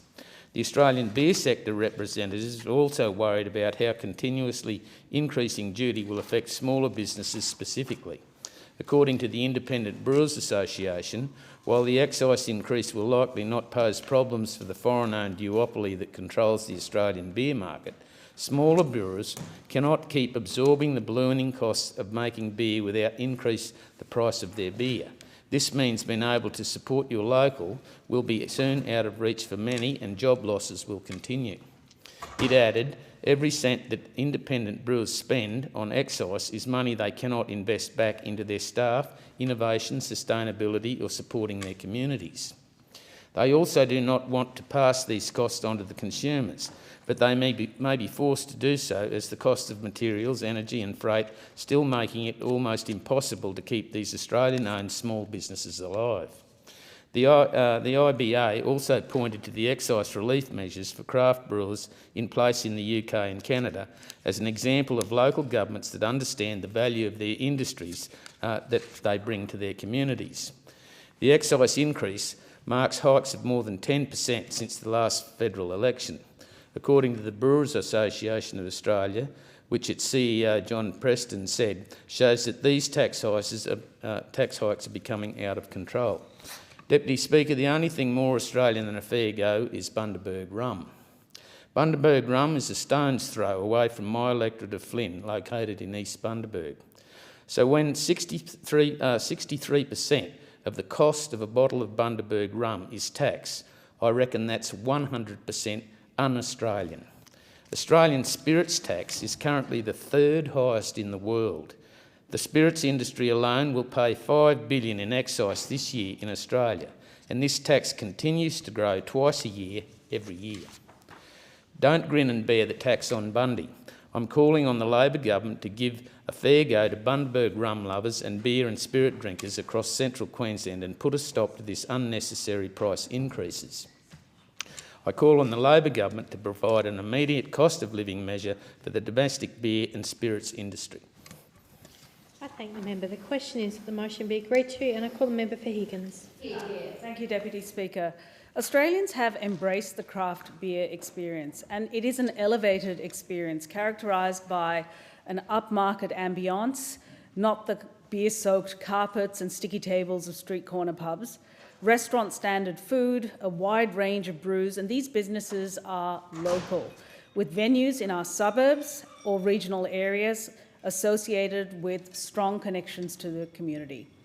These small businesses have surged, accounting for 8% of the beer sector, with businesses going from a couple of dozen in 2003 to almost 700 in 2023. The period post-lockdown was lucrative as people splurged on craft beers, but those good times did not last. For many reasons, the cycle of boom has been followed by bust. A perfect storm of factors has contributed to this outcome. The routine indexation of the alcohol excise is one factor, but there are many others.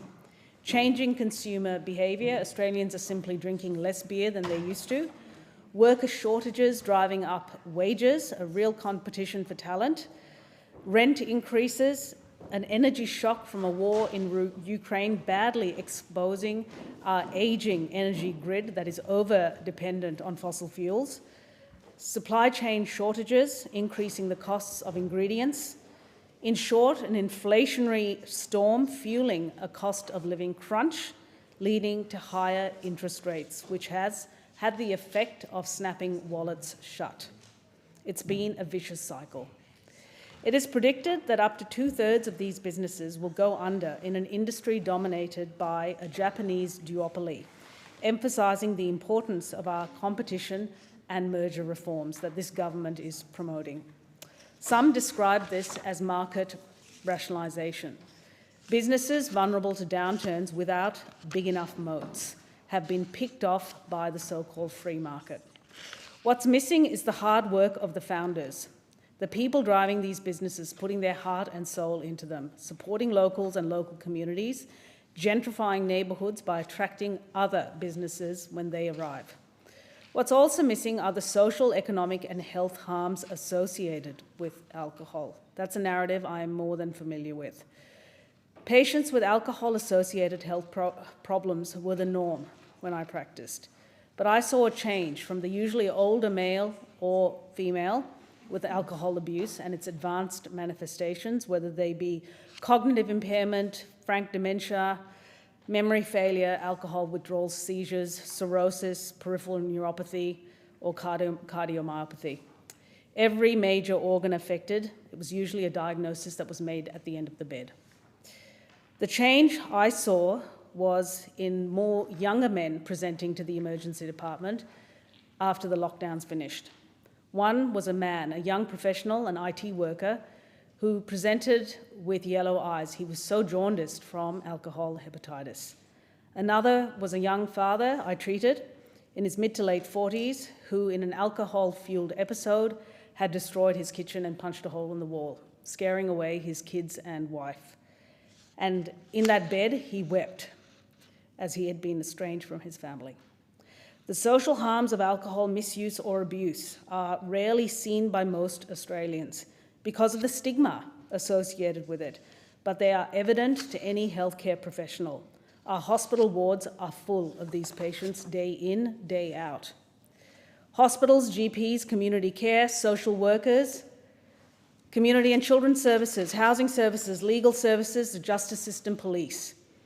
All are the services needed to deal with one family affected by the harms of alcohol. Now multiply that up by the over 1 in 4 Australians who are adults who drink too much.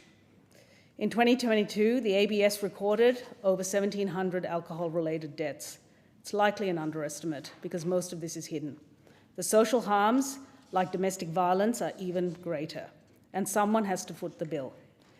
The Liberals are now singling out the excise when they did nothing about this reform when they were in power for over a decade.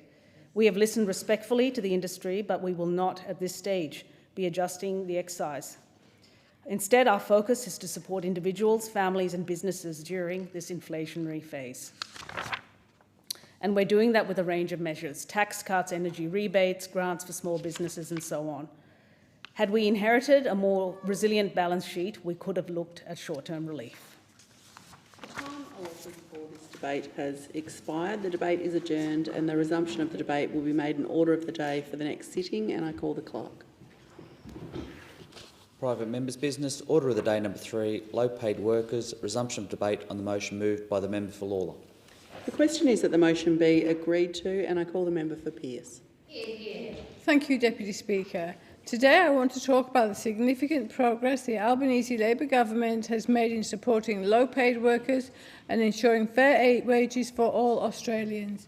From the very beginning, this government made a clear commitment to advocate on behalf of low-paid workers, and the results have been nothing short of outstanding.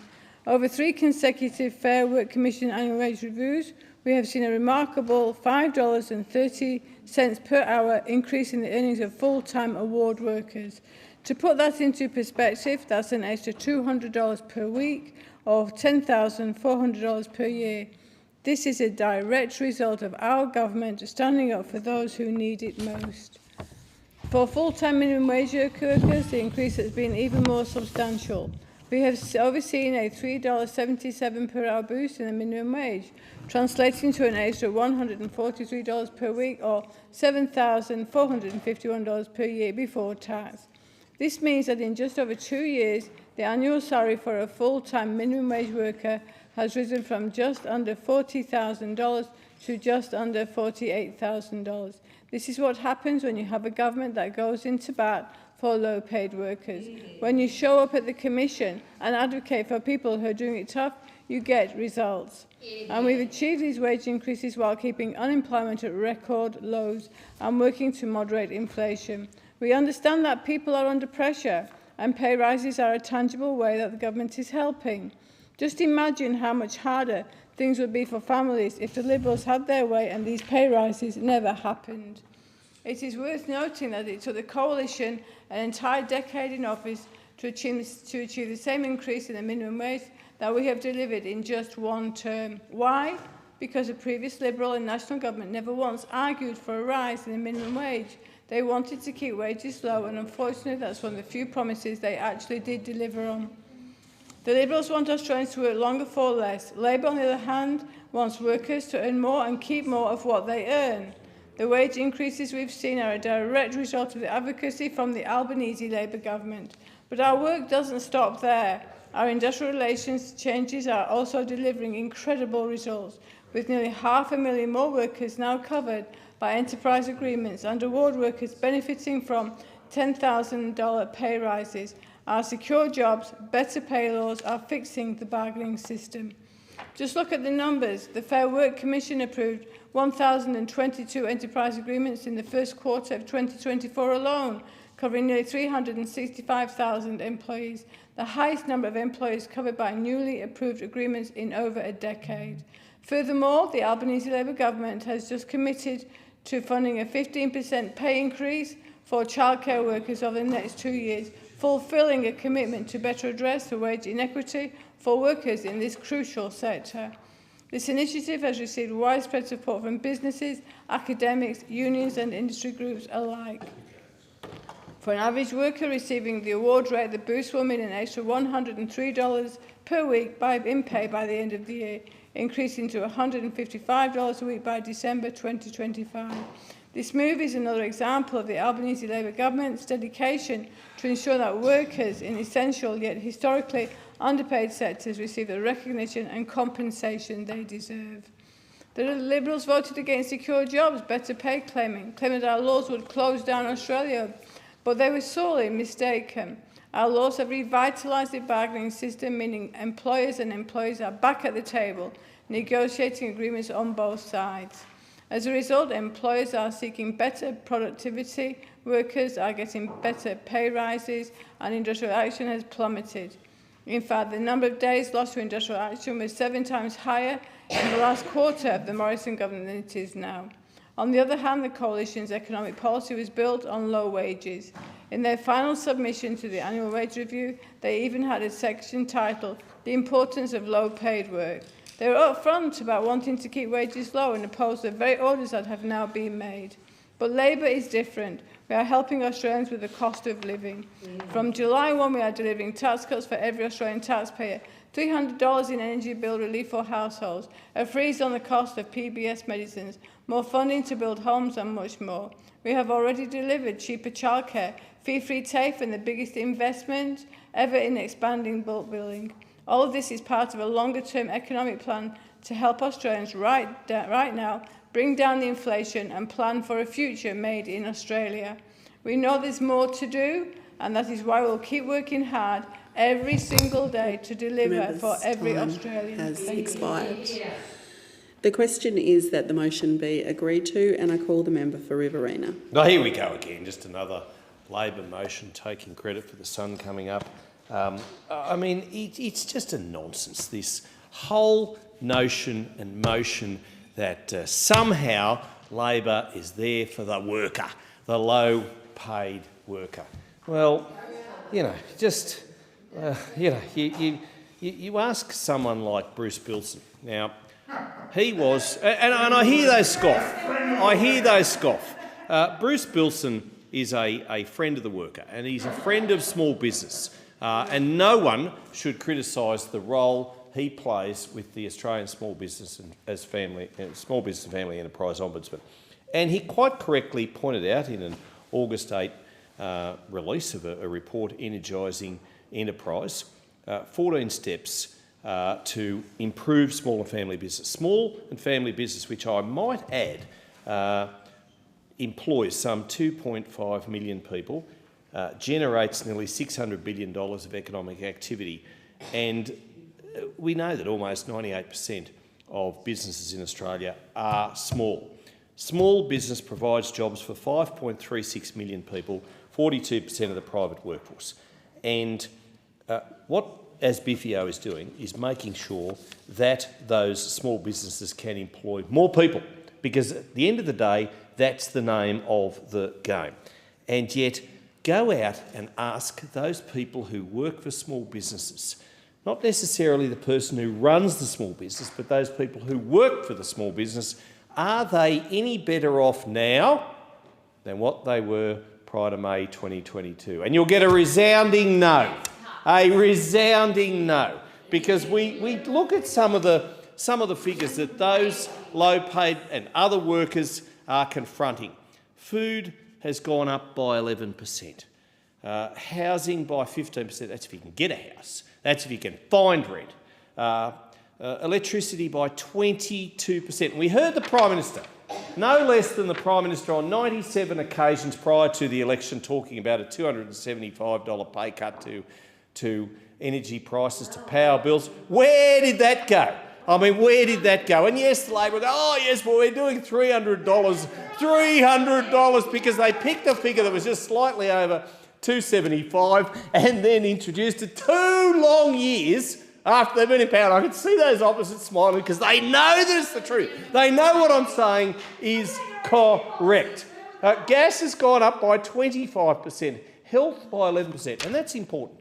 That is important because if you actually get health right, you get the people being far happier than what they are now. Education by 11%, financial and insurance by 17%. That's if you can get it, because some of the insurers aren't that prepared to always pay for services in those flood zones. And Labor comes in with one of these motions talking about, the sun's shining and, it all's fantastic and everybody's happy and the birds they're shrill in the trees, but it's not right because people are they've far less disposable income now than what they had when the coalition was in government. And we hear the Treasurer so often say, and all the talking points, it just does my head in, Speaker, sometimes, that they'll come in and go, oh, the Liberal Party, $1 trillion worth of debt. Well, it's not just the Liberal Party, it was actually a coalition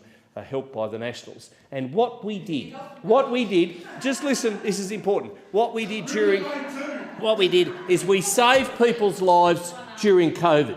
That's why a lot of money was spent, was saving, yes, Member for Crangamite it was saving people's lives. And but for that assistance, people would have lost their jobs, there would have been soup kitchen queues and unemployment queues longer than there were in the Great Depression, and there would have been, homelessness would have been terrible, and let alone the health outcomes for the nation. We saved people's lives, and nobody in this room was in those meetings that I attended when the Chief Medical Officer said we will lose tens of thousands of people within weeks if something isn't done, and we did it. We did it, and we should be acknowledged for that. Instead of coming in with these silly notions and silly motions talking about how good we are and puffing out our chest and saying, well, aren't we good? You know, low-paid workers are being looked after. Well, they're not being looked after because they have far less money than what they had prior to May 2022. Shame on you all. The question is that the motion be agreed to, and I call the member for Corangamite. Thank you, Deputy Speaker. Did you know, Deputy Speaker, that 2.6 million low-paid workers have now received their third consecutive pay rise since the Albanese government came to office? This means an hourly average increase of $5.30 for all full-time award workers.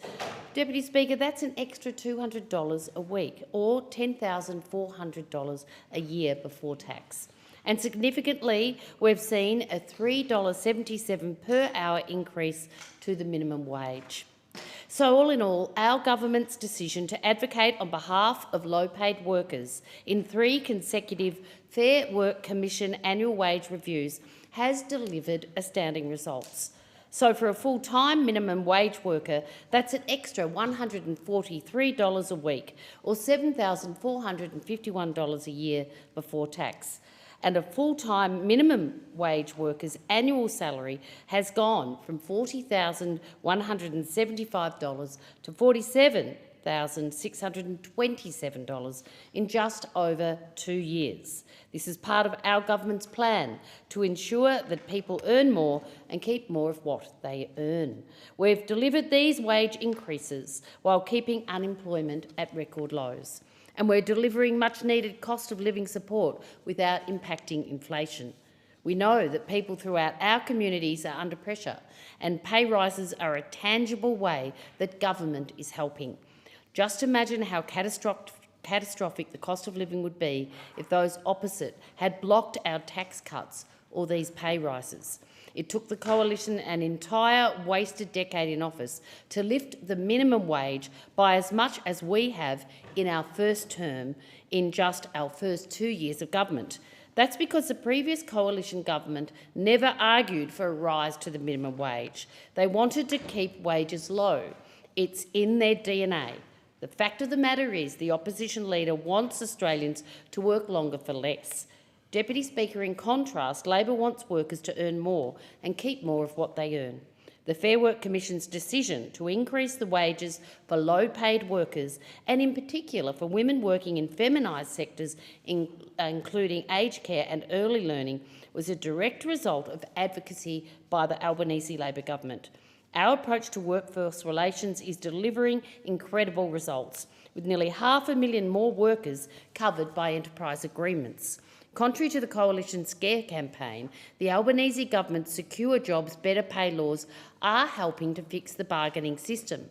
For example, the Fair Work Commission approved 1,022 enterprise agreements in the first quarter of 2024. Agreements approved in the March quarter of 2024 covered more than 364,000 employees, the highest number of employees covered by newly approved agreements in more than a decade. We now have 2.14 million people covered by current enterprise agreements in the March quarter of 2024, around 480,000 people more than when we came to office, despite the Coalition's fear-mongering saying our laws would close down Australia. However, things are different. We are open for business. Workers have received a pay rise. Taxpayers have received tax cuts. Parents are receiving more paid parental leave, and jobs are more secure. That is what decent enterprise agreements deliver. But of course, we know Australians are under pressure right now, and that's why Labor is focused on helping all Australians with cost of living. We're delivering a freeze on the cost of PBS medicines for every Australian, more funding to build more homes in every part of the country, and energy price relief for small businesses and every single household. We're supporting students with fee-free TAFE and HECS relief and have secured the biggest investment ever in expanding bulk billing. And for small business, our government is delivering $641 million in targeted supports as part of this year's budget. This includes a further targeted 12 months of the $20,000 instant asset relief and $10 million to provide additional support for small business. Deputy Speaker, this is part of our plan to provide more support for small business owners as we continue to secure better wages for workers. In closing, I'm proud to be a member of an Albanese Labor government, a government that's committed to supporting workers with better wages, better conditions and a better future. Thank you. The question is that the motion be agreed to, and I call the member for Lyons. Thank you, Deputy Speaker. And well, what a big surprise. A motion before the House on low-paid workers, and there's been one member of the Coalition speaking on this, and nobody else has bothered to turn up to even speak on this very important matter affecting millions of Australians. Shame on those opposite. Deputy Speaker, we know in the Albanese Labor government that Australians are doing it tough, and the Albanese Labor government is working hard every single day to ensure that hard-working Australians, students and pensioners are all getting cost of living relief through this tough time. In the past few weeks, we have seen global stock market volatility due to a drop in US job growth and tech earnings, and we have seen Japanese interest rates affecting Asian markets, which in turn has affected the Australian dollar. Some things are out of our hands. You know, we are a small boat on global seas, but there are things we can control, and we are getting on with that job. On the 1st of July, there were 6 reasons to celebrate for hard-working Australians. On the 1st of July, every Australian taxpayer received a tax cut, with almost 11 million Australians receiving a bigger tax cut than they would have under the Liberal Stage 3 plan. And I'm pleased to say, Deputy Speaker, in Tasmania, something like 90% of Tasmanian workers received a bigger tax cut than they would have under the Liberals. On the 1st of July, every household received $300 energy bill relief. On the 1st of July, there was an increase to superannuation from 11% to 11.5%, and that will increase to 12% next year. These incremental increases, which come after a long period of nothing happening under the Liberal Party in government, will go a huge way to helping workers retire with thousands more and enjoy a dignified, secure retirement, which is what superannuation was designed for. And Deputy Speaker, on the 1st of July, the Labor government improved paid parental leave. We have an increase in PPL to 26 weeks by July 2026. We removed the dad and partner pay in favour of an expanded gender-neutral and flexible scheme, and we have expanded eligibility to access the scheme. On the 1st of July, we expanded and strengthened our cheaper medicines policy, freezing PBS co-payments for 5 years for healthcare card holders and pensioners, saving Australians millions of dollars. And on the 1st of July, 2.6 million Australian workers received a pay rise, including those on the minimum wage. That's 20%, 1 in 5 of the Australian workforce. Deputy Speaker, Australians can now compare their pay slips from this financial year to one from June, and they can see the difference that Labor's cost of living measures are making to their everyday cost of living. For the average Australian working family, it can mean a saving over the year of the cost of a monthly mortgage repayment. We're talking sometimes in the order of hundreds of dollars extra in people's pay packets, which means thousands of dollars over the year. And, Deputy Speaker, I'm pleased to say our Labor government granted aged care workers a 15% pay rise, and just last week we announced early childcare educators will also get a staged 15% pay rise too. This retains and attracts new employees and gives carers and parents the ability to work more hours in these critical industries which for too long have attracted such low rates of pay. Deputy Speaker, becoming a family carer of the old or an educator of the young is of course a big part of life, and having the peace of mind that your loved ones, young and old, are cared for or educated while you earn a living alleviates the financial family burden that comes with it. There's a lot more work to do. We recognise that on this side of the House. We know the job is not done. There's a lot more work to do as we finally balance these cost of living measures with responsible economic management. The Reserve Bank has forecast that headline inflation is expected to dip below 3% in the next year due to the government's cost of living measures, so we're getting it right. And let's remember that when Labor came to government, inflation had a 6 in front of it, and low wages were an intended economic outcome. In 2019, the former Liberal minister quoted a deliberate design feature of our economic architecture. That was low wages under the Liberals. Our government knows we've got work to do, and we're getting on with that job every single day. The question is that the motion be agreed to, and I call the member for Hasluck. Thank you very much, Deputy Speaker. I think one thing that completely separates us from the Coalition is our position on wage policy. There can be absolutely no other area that is more stark than the fact that the Labor government will always back in workers. It's our priority, it always has been, always will be, because we know that without ensuring that workers have the rights to fair pay, safe working conditions and a means to be able to organise, to be able to ensure they get their fair entitlements, that this country will not be able to grow, it won't be able to be productive, and we won't enjoy the success that we have to date. So I absolutely do thank the member for Layla for this important motion. We are completely proud of the fact that we have seen successive consecutive wage rises for low-paid workers. This government has taken action across many portfolio areas to assist Australians during difficult times: energy bill relief, fee-free TAFE, tax cuts for all. I could go on, and I will, because more bulk billing up in Hasluck, up and around the country, thanks to this government's policies, cheaper childcare, cheaper medicines, rent assistance.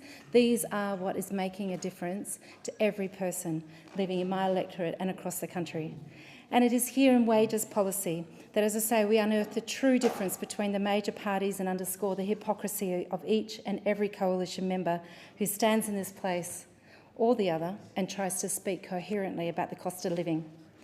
Leaving aside the fact that the coalition would not have enacted energy bill relief, fee-free TAFE, tax cuts for all or more bulk billing, it's this crucial area of wages policy that the government has from the very outset supported the wage cases that have seen those 3 executive increases in the minimum wage, for which the coalition were completely absent.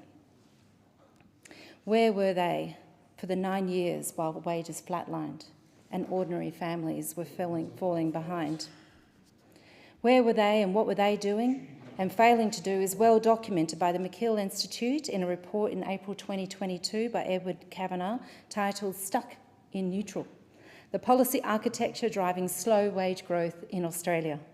Kavanagh there lists 7 deliberate policy choices of the Morrison-Dutton government that he described as having constituted a coordinated program of wage suppression, these being support for a reduction in penalty rates, overseeing a surge in work visa for low-paid temporary migrant workers, inaction on wage theft and underpayment, opposition to increases in minimum wages, public sector wage freezes, changes in the composition of the Fair Work Commission, and allowing a sharp expansion of the unregulated gig economy in which workers have little or no bargaining power. Salient indeed that the present government has taken and is taking action across every one of these policy areas. Average workers in Australia have nothing to thank the Coalition for after 9 years of policies deliberately designed to reduce wages growth. Average workers in Australia were simply worse off after the coalition years. They were in no fit state to face the pandemic when that hit, nor were they in a good position to face the cost of living crisis that has followed. If anyone wants to vote for the coalition in the election next year, they will need to find a reason other than their hip pocket, because the coalition let average Aussies down. In contrast, real wages growth is back under Labor. People are now earning more under this government and, together with our tax cuts for all Australians, they are keeping more of what they earn. And there are many reasons why people are earning more. Part of the story is wage growth itself, with this now recovering after workers found their real purchasing power declining for years under the coalition. Other reasons for earning more include the government's childcare policies, allowing more people to work and to work for longer hours. Fee-free TAFE, if they wish to. Fee-free TAFE, allowing people to skill up without worrying about the cost, increases to parenting payments, and of course, those tax cuts. We have managed this return to reasonable and sensible wages growth while bringing inflation down from the 6.1% high left to us by the coalition. Indeed, our action across childcare, rent and energy rebates has had an anti-inflationary effect at a time when this was dearly needed. The coalition's reflex seems to be a squeeze ordinary working people at every turn. Then they show up here and try to pretend that they are concerned about the cost of living, and you simply cannot have it both ways. There's an election coming in less than a year, and when it does, I hope and trust that the electors of Hasluck and those elsewhere recognise the true and demonstrated support of the Albanese Labor government, of working people, and that they hold firm against the empty slogans that the coalition have to offer. There being no further speakers, the debate is adjourned and the resumption of the debate will be made an order of the day for the next sitting, and I call the clerk. Private Members' Business Order of the Day number 4, motion relating to natural gas, resumption of debate on the motion moved by the member for O'Connor. The question is that the motion be agreed to, and I call the member for Gippsland. Well, thank you, Deputy Speaker, and my purpose in supporting the member O'Connor in moving this motion is to highlight the role that natural gas has played in our nation historically, but also the role it continues to play today and into the future. And I also want to take the opportunity in the time I have, Deputy Speaker, to raise my concerns about some of the extreme green madness I'm seeing in my own state. And it's coming primarily from members of the Greens Party, but also some members of the Labor Party, to abandon gas altogether as an energy source in my state. It reminds me, Deputy Speaker, of the debate we've been having in Victoria in relation to native timber as well, where we have a coalition of Labor and Greens members in the urban areas telling country people what jobs they can and can't have, quite happy to take hardwood timber from other countries and other states, but not prepared to use their own timber in their own state. And my direct experience in this area, Deputy Speaker, relates obviously to the offshore oil and gas activity in the Bass Strait Basin. So for more than 50 years now, the joint venture partners have worked in Bass Strait and generated oil and gas, and the gas in particular has been, in more recent times, the more dominant resource harvested, which has underpinned the wealth of Gippsland and Victoria more broadly. That reliability that is provided in terms of energy, that cheap and affordable energy source, has been incredibly important for my region, and we're directly impacted by government policies in this area. And so it's important to point out that natural gas remains a key pillar of the Australian economy. It employs 80,000 people in the industry supply chain, and it's largely in regional areas like mine. Natural gas is connected to more than 5 million Australian homes and provided 42% of the energy consumed by Australian manufacturing sector in 2022. And I find it madness to listen to the Victorian Environment Minister calling for a complete ban on new connections in residential areas to gas. So, Deputy Speaker, it's important also to note the contribution the natural gas sector provides to governments, with $17.1 billion in taxes, royalties and charges in 2023-24, which obviously allows governments to invest in critical services and public infrastructure. And I'm reminded, Deputy Speaker, of the Treasurer's budget speech last year when he noted the improved fiscal outlook, the improvement to the budget bottom line, and he attributed that to higher prices for the things we sell overseas. And I've got to say, Deputy Speaker, I was staggered. The Treasurer of Australia couldn't bring himself to say what those things were. He couldn't say coal or iron ore or gas or the agricultural products. He was too embarrassed for some reason, a Labor Treasurer, too embarrassed to mention what those things were that we sell overseas. I'm not embarrassed to mention them, Deputy Speaker, because I'm proud of the people right across Australia, particularly in regional Australia in those industries, who leave their homes, often travel interstate, often fly-in, fly-out workers, and access these resources which underpin the wealth of our nation. They keep the lights on. They earn the export dollars, those export dollars that pay for the schools, the hospitals, the roads, everything we want in our own electorates. And the Treasurer of Australia was only prepared to say higher prices for the things we sell overseas. Now, Deputy Speaker, this industry is desperate for some policy certainty going into the future. It's desperate for some policy certainty from government so that they can make the long-term investment decisions which will allow those companies to continue to be part of the energy solution, both at home here in Australia, but also abroad, particularly in the Asian region. And they're desperate for policy certainty which will allow them to continue to employ those thousands of Australians in a wide range of areas. Now, I believe in a balanced approach to the challenge of reducing our emissions. I believe that we certainly will be seeing more and more renewables in the market in the future. And in fact, gas is an important element to that balanced approach because gas actually can underpin the intermittency of some of the solar and wind resources that we're bringing on stream around Australia at the moment. Now, I do support the member for O'Connor in urging the federal government to take urgent action to provide that policy certainty, which allows the industry to bring on that new gas supply needed to address the forecast shortfalls to ensure we can have that energy security and to rebuild the investor confidence around our nation. And Deputy Speaker, in conclusion, I just want to point out Australian natural gas is the foundation of energy security and helping us to achieve net zero in our region. The Australian LNG represents a significant pillar of energy and demand in the region, and the forecast demand is expected to grow. We're saying the demand in the Southeast Asian region is forecast to increase as much as tenfold by 2050. And these exports, as I've already pointed out, Deputy Speaker, are so critical. They're so critical in helping us as a nation achieve the funding required to invest in the resources of public infrastructure we want in our electorates right across Australia. I urge those opposite to come on board and support the gas sector. The question is that the motion be agreed to, and I call the member for Hunter. Thank you, Deputy Speaker. I rise in response to the motion moved by the member for O'Connor, and I'll start by clearly stating my support for gas. We need it. There's no doubt about that. There's a lot in this motion that I agree with, and there's a lot in this motion that the government agrees with. It is true that it is an important part of our economy, and it does employ a lot of people. There's a new gas-fired peaking station in Curry right next door to my electorate, and I'm sure that a lot of people in my electorate have a job just because of this. And that's great, Deputy Speaker. The motion also points out that natural gas is essential to Australia achieving its net zero target by 2050. This is all very true, and that's why natural gas plays a very important role in our energy policy. We can't put more renewable energy into the grid without firming baseload supply of energy provided by gas. They also go on to state other basic facts and figures like natural gas is connected to more than 5 million Australian homes and provide 42% of the energy consumed by Australians' manufacturing sector in 2022. And that is the natural gas sector provided $17.1 billion in taxes, royalties and charges in 2023-2024. At the end of the day, the Labor Party backs gas, and our policies show this. But what I'm confused about is why someone who was a member of the previous government wants to have a discussion with us about the energy policy certainty.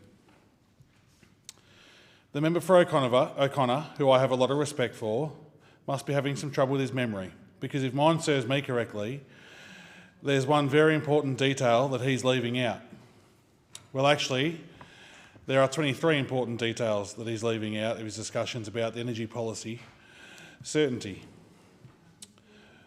When they were in government, they had over 20 energy policies, and just a few weeks ago, from his nice building in the city, the Leader of the Opposition announced number 23, a policy that will impact my electorate, that he announced 200 kilometres away from my electorate without speaking to any of the voters in the Hunter. Shame. Maybe I'm being a little too harsh, Deputy Speaker. Maybe I can't refer to this as an energy policy number 23 because usually a policy has some details with it. This one doesn't seem to have that. Nothing. But either way, that lot opposite have made more energy policies over the past decade than I have fingers and toes on both my hands and feet put together. But here they are today wanting to talk to us about energy policy. Will forgive me for my confusion, but I don't think this is a topic that they are even slightly qualified to discuss. The only thing you can be certain about with energy policies announced by those opposite is that they won't last long until another one is announced. Now let's compare and contrast with our track record on energy. Our country went from having a government who goes through energy policies faster than I can go through a burger, to this government who has taken immediate and strong action to shore up gas supply and manage price impacts by introducing the mandatory code of conduct, strengthening the Australian domestic gas security mechanism and releasing the future gas strategy. And this has worked, Deputy Speaker. The gas mandatory code has now secured more than 600 petajoules of domestic gas for the East Coast users out till 2033. And by the way, that is something the Coalition voted against. Maybe they were worried that our policies might actually work. The Coalition have no legs to stand on when it comes to gas. They have no credibility whatsoever. We know it, the public knows it, and industry knows it too. They called on you to vote for the PRRT reform, which you stood in the way of. They called on you to support legislation to implement the London Protocol amendments, which you held up in the Senate for way longer than it needed. They called on you to support the Gas Market Code of Conduct, and you refused. They filled this motion with a lot of facts and figures, but let's get one thing straight. The track record of those opposites show that once again, it falls to the Labor government to clean up their mess and drive a responsible, orderly energy transition across the economy, with affordable renewables being the centrepiece, backed up by firmed hydro, batteries and gas-fired power stations. Thank you. The question is that the motion be agreed to, and I call the member for Lindsay. Thank you, Madam Deputy Speaker. Since the Albanese Labor government took office, gas prices are up 25%. No wonder so many Aussie manufacturers who rely on gas have closed their doors over the last 2 years. Let's not forget the 5 million Australian homes who use gas to power the heater in the middle of winter, to cook their food, to heat up water. It is a national disaster that this government has turned its back on the gas industry in this country. Households are going into financial hardship to pay their energy bills. I have food charities in my Western Sydney electorate of Lindsay who are now paying families' power bills. Many mums and dads work so hard in my community, but under this cost of living crisis, they are getting smashed with higher mortgage rates, higher grocery bills and higher petrol costs. But these parents are proud and don't want to take food away from those in need, so they've asked charities to help them out with paying their electricity and gas bills instead. I recently visited a steel manufacturer in Emu Plains with the Deputy Leader of the Opposition and Shadow Minister for Industry. They told us that their gas bill has gone up almost 40% in the last 2 years. A local gym owner in Penrith told me their power bill has more than doubled since Labor took office. Another manufacturer in Jemison Town spoke to me about their energy bills rising 100%. This manufacturer looked at putting solar panels on their roof to assist with their energy costs, but the roof structure just can't hold them. We also need to remember that it doesn't matter how many solar panels there are in the world, we still need gas to power furnaces, to create plastics, and for steel and for the sovereign manufacturing that is so important in Australia. These cases I just mentioned are not extraordinary, but they are crippling reality of doing business under a Labor government. These figures are dire for so many manufacturers across the country, particularly those in Western Sydney like in Emu Plains and Penrith and St Mary's in my own community. Renewables are only driving up the cost of electricity and gas. Does the government not think an additional 28,000 kilometres of transmission lines across the country isn't going to raise costs? These costs will be baked into the bills of every young person renting, every mum and dad in the suburbs, every senior trying to get by. Under Labor, 90% of our 24/7 baseload power is going to be forced out of the energy grid in a matter of years. This is real, and we need to take action today to prevent blackouts and brownouts continuing to occur in our energy system. That's why the Coalition supports gas alongside renewables and nuclear to boost our 24/7 baseload capacity and ensure energy security into the decades to come. Manufacturers, small businesses, regional communities and suburbs across Australia need and deserve reliable and affordable energy. Gas being up 25% isn't something the Labor government likes to talk about. Another figure they shy away from is $275. This was a figure that the Prime Minister repeated around 100 times going into the 2022 election. He said that in 2025, energy bills will be lowered based on 22 prices by $275. That has not happened at all. Every single Australian knows this is a broken promise. The default market offer price for Western Sydney has gone up almost $1,000, factoring Labor's accounting. The government needs to own up to their mistake and admit that the $275 figure will never eventuate for families and business owners. A renewables-only approach sends negative signals to international markets who rely on our natural resources. One of our closest partners, Japan, needs our gas. We also need our gas. Unless this government does something soon, we will see our neighbours and allies go elsewhere for energy sources. We need more gas projects approved to get more gas into our domestic market to drive down energy costs and firm up our energy system.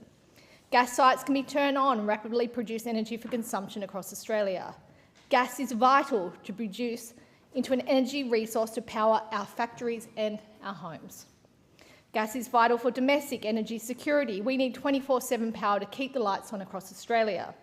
Gas is vital for our international partners and, in turn, our security in supporting affiliates with energy and other products that will assist our own geostrategic interests. It's about time this Albanese Labor government wakes up and backs our gas industry for the sake of our nation. The question is that the motion be agreed to, and I call the member for Bennelong. Deputy Speaker, over my time in this parliament and again with this motion, we see that the Liberals and Nationals nowhere in their debate or in the motion is there any acknowledgement that we are living in a climate crisis and that we need to take immediate action. It's not in this motion, it's not what they're saying in Parliament, and it's not even in any policy that they put forward to the electorate. I mean, how can the alternative government of Australia in 2024 still not acknowledge the need for meaningful action to address climate change? The Liberals and Nationals still haven't come to terms with Australia and where the world are on this.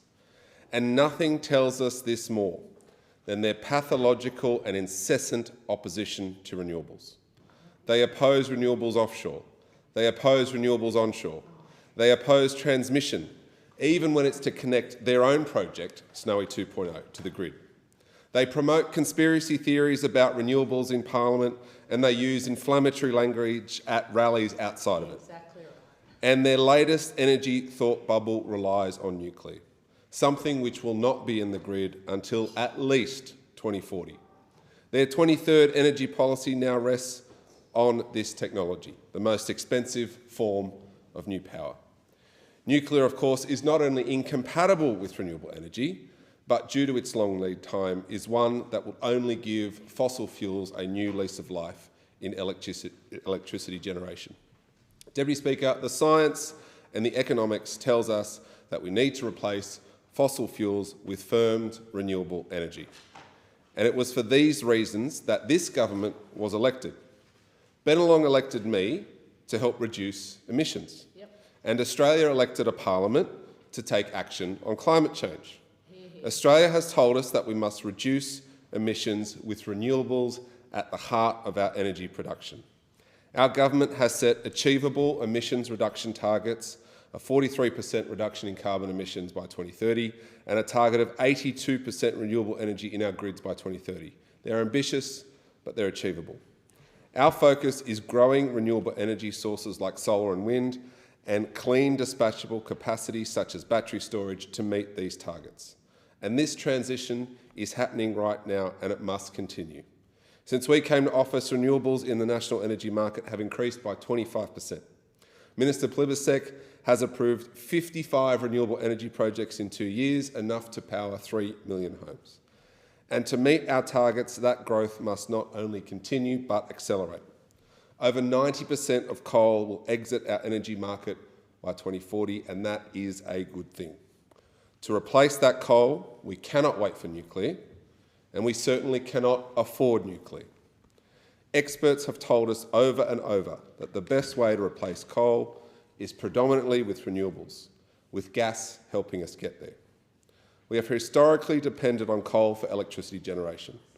Fossil fuels currently contribute around 68% to total electricity generation. However, this has to end and is diminishing rapidly. We are committed to ensuring that this transition happens in a way that provides reliable and affordable energy to all Australians. And the role gas will need to play in that is an important one, but it's not a dominant one. Gas will be a bridge to firm the renewable energy in our grid, because the great thing about gas, Deputy Speaker, is that it can be turned off when it's not needed. In a decarbonised economy, the role of gas around the world will change. We must plan for that change and be upfront about it. In the near term, gas will firm renewables as more wind, solar and storage comes online. We must prioritise the expansion of renewable energy and ensure that gas is only used when necessary to support the transition.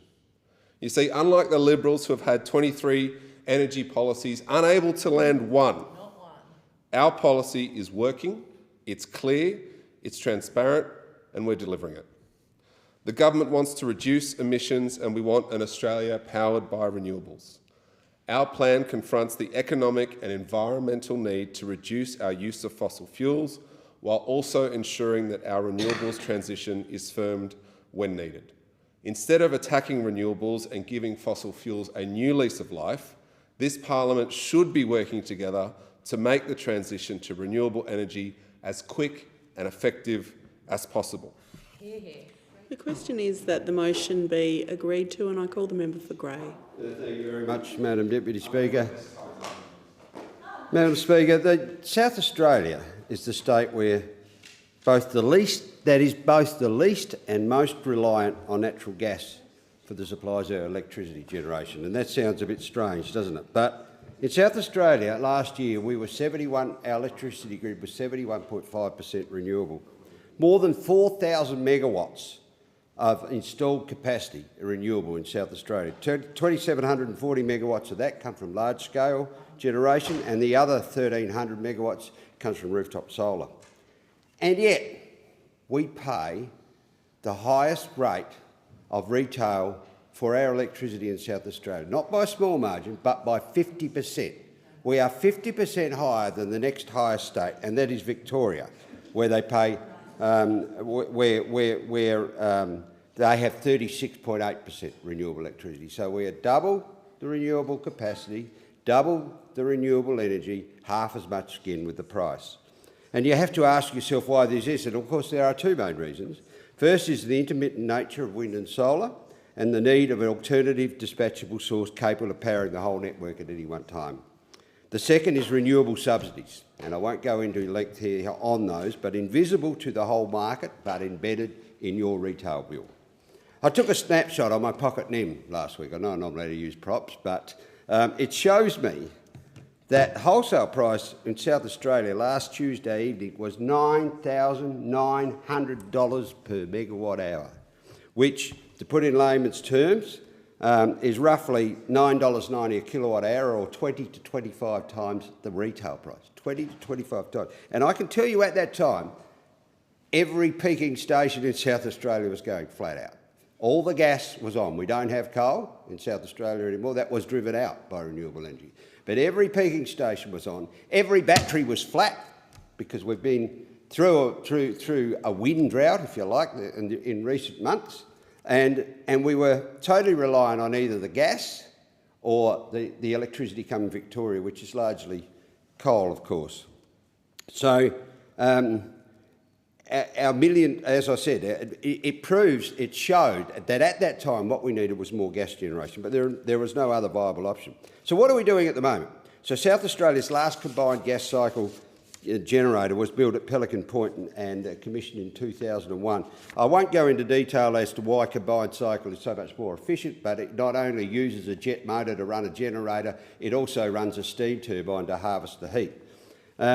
Everything apart from that, and there hasn't been a lot has been built, is what we call peaking generation, which is basically a jet turbine amounted to a generator. And so when it's dark, and when it's become, as we often are in autumn, we are almost totally reliant on gas in South Australia. And it's worth noting that when renewables begin their penetration of the market, it's a very easy fit because the full backup is available from the existing generators. However, as they gain market share, cost of backup increases on a parabolic curve.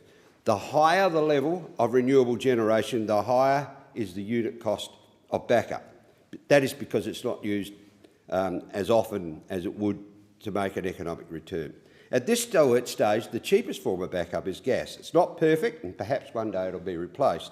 But here in Australia, interest in gas exploration is crashing. Approvals have stalled, and the government has imposed a cap on gas prices.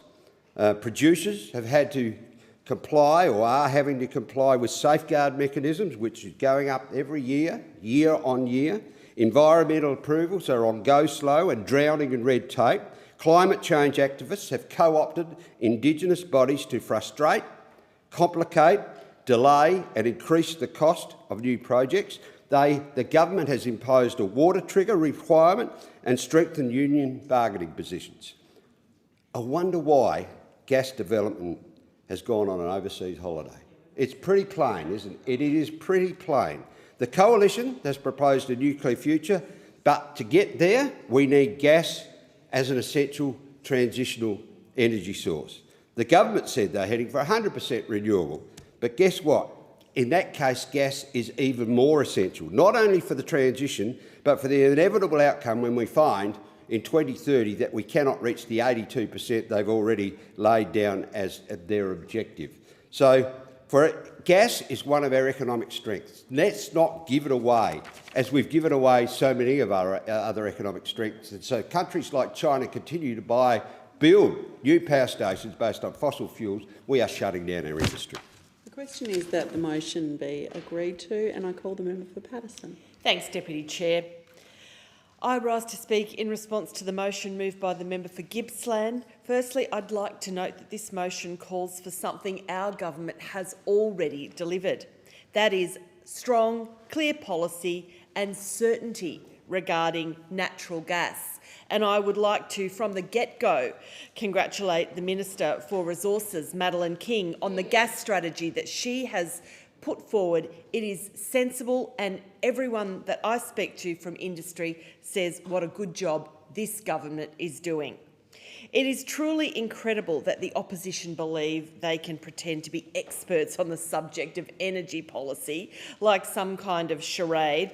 The facts just don't lie. They presided over 22, 23 failed energy policies, if you count the latest nuclear fantasy. They wasted millions of taxpayers' dollars over a decade of just full of delays.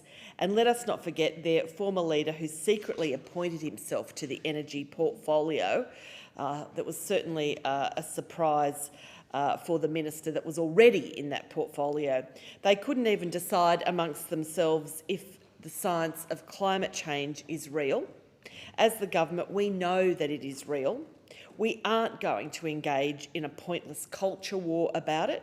The opposition has a plan to change the nation based on 3 paragraphs in a speech with absolutely no detail, full of untested declarations, and now they propose this cash splash giveaway to gas companies and pushing down on the nuclear button without engaging even the communities it would impact.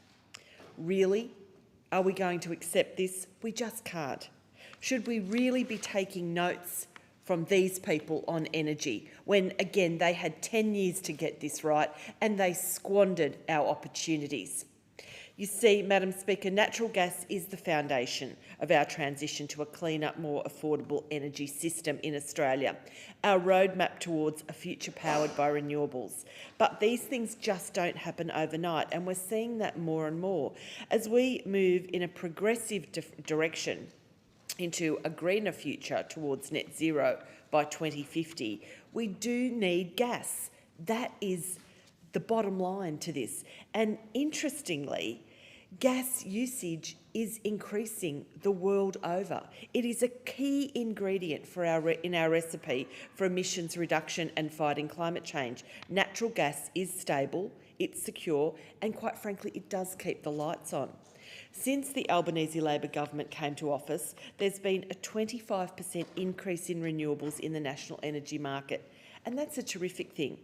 And not dissimilar to those opposite. Yes, I have the AEMO app on my phone. I watch energy pretty much every week to see where things are going. And at the moment, things are heading in the right direction. But we are reliant on a lot of change and a lot of innovation. And this has driven our total emissions and our emissions intensities to all-time lows, I want to say as well, which is very important. And because we've done those things, we need to carefully consider how gas fits into zero commitments.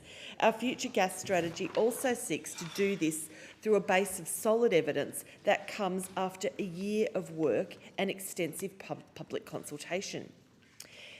It is time for a policy that makes sense. It is time for a policy that is cohesive over multiple portfolios, and that is what we are delivering. Let me paint the opposition a picture. Our future gas strategy allows us to harness the power of gas as a transition fuel. Our future Made in Australia enables us to invest in key green industries like renewables, harnessing our economic competitiveness on a global scale, and rebuilding our manufacturing industry, which is so vital. Our fee-free TAFE program will train up our next generation of skilled workers who can make this plan a reality. This is a nation-building plan, and this is what nation-building looks like. This is not about ideology. It's not about politics and game playing. It's about data, facts, and most importantly, results, not only for now, but for future generations. Our strategy is one that looks to the future, not just to the next election. Since coming to government, the Albanese government has taken immediate and strong action to shore up gas supply and manage price impacts. But most importantly, we're keeping the lights on in the eastern seaboard, and that's what matters. The member's time has expired. The question is that the motion be agreed to, and I call the member for line. Thank you, Madam Deputy Speaker. This is a very important motion. I'd like to thank the member for proposing it. Natural gas, or methane, is an essential part of the Australian economy and most of the Western and Eastern world. Northern and Southern Hemisphere rely on gas. Gas in Australia is plentiful. We have coal seam related gas. Many other places have their gas in non-associated, just possibly associated with distillate or oil. Countries like Canada have it in their oil sands, others with a lot of shale gas. It's critical that we get more gas out of our territory because we are running out. I would just like to open with the observations made, and I quote from The Guardian, which actually doesn't usually speak favourably about gas. Headline, gas shortfalls for eastern states, worse than predicted just months ago, ACCC warns. East Coast gas shortfalls could emerge as soon as 2027, and in some states as early as 2026, unless new supplies are made available. The Competition and Consumer Commission and AEMO have issued threat notices several times because of the very thin reserves of available gas for the eastern and southern states. They have had to extend the life of Eraring. Thank goodness that reliable source of energy is working 90% of the time. Now, across Australia, 80,000 people are working in the gas industry. It provides 32% of all industrial processes. In fact, in the manufacturing side, 44% of our processes rely on gas. 20% of our gas is used for household residential use. It's also a key feedstock for fertilisers, for chemicals, for electricity generation. Open cycle gas turbines that you can turn on and spin the electricity generators courtesy of a gas-fired turbine can be made available in minutes if gas is at the power station. But the electricity is expensive if the gas is expensive. The energy density is not nearly as high as other forms like nuclear. So if we have low gas or expensive gas, we've got expensive electricity, uneconomic manufacturing, expensive fertiliser. It's critical for our food supply. The gas industry in Australia, all the royalties give us $17 billion every year, let alone all the investment activity of up to $300 billion invested in Australia in the gas industry. Many thousands of associated jobs rely on it. The other thing is our neighbours, our allies, Japan, Korea, nations in Asia that don't have any natural resources like gas or coal depend on it. In fact, there is a huge requirement for these countries to use our empty gas fields for their carbon capture, use and storage. There are many fields that will be able to provide that. It will help East Timor get a lot of revenue from the empty gas fields that are on their territory. We've got 4 fields in Western Australia that can take gas, 3 in the eastern states, and it is also the feedstock for 99% of the world's hydrogen. The CH4 is where hydrogen comes from. It's made, they split the hydrogen off methane. And even though this government talks up big and has got a gas strategy, the other side of the government, the environmental approvals, have all been frozen, and you can't get gas out of the ground just at a minute's notice or at short term. There's a long lag period. So we don't want rhetoric, we want faster approvals, people to appreciate that gas is an essential. America has reduced their footprint by 40% by replacing their coal with gas, so we could do that now. And it is feasible. We just got to approve everything and get cracking. I thank the member. There being no further speakers, the debate is adjourned and the resumption of the debate will be made in order of the day for the next day of sitting. The member for Cunningham seeking the call. I move that the Federation Chamber do now adjourn. Is the motion seconded? I second the motion. I thank the member for Warringah. The question is that the motion be agreed to. All those of that opinion say aye. The ayes have it. The Federation Chamber stands adjourned until 4 p.m. tomorrow, the 13th of August 2024.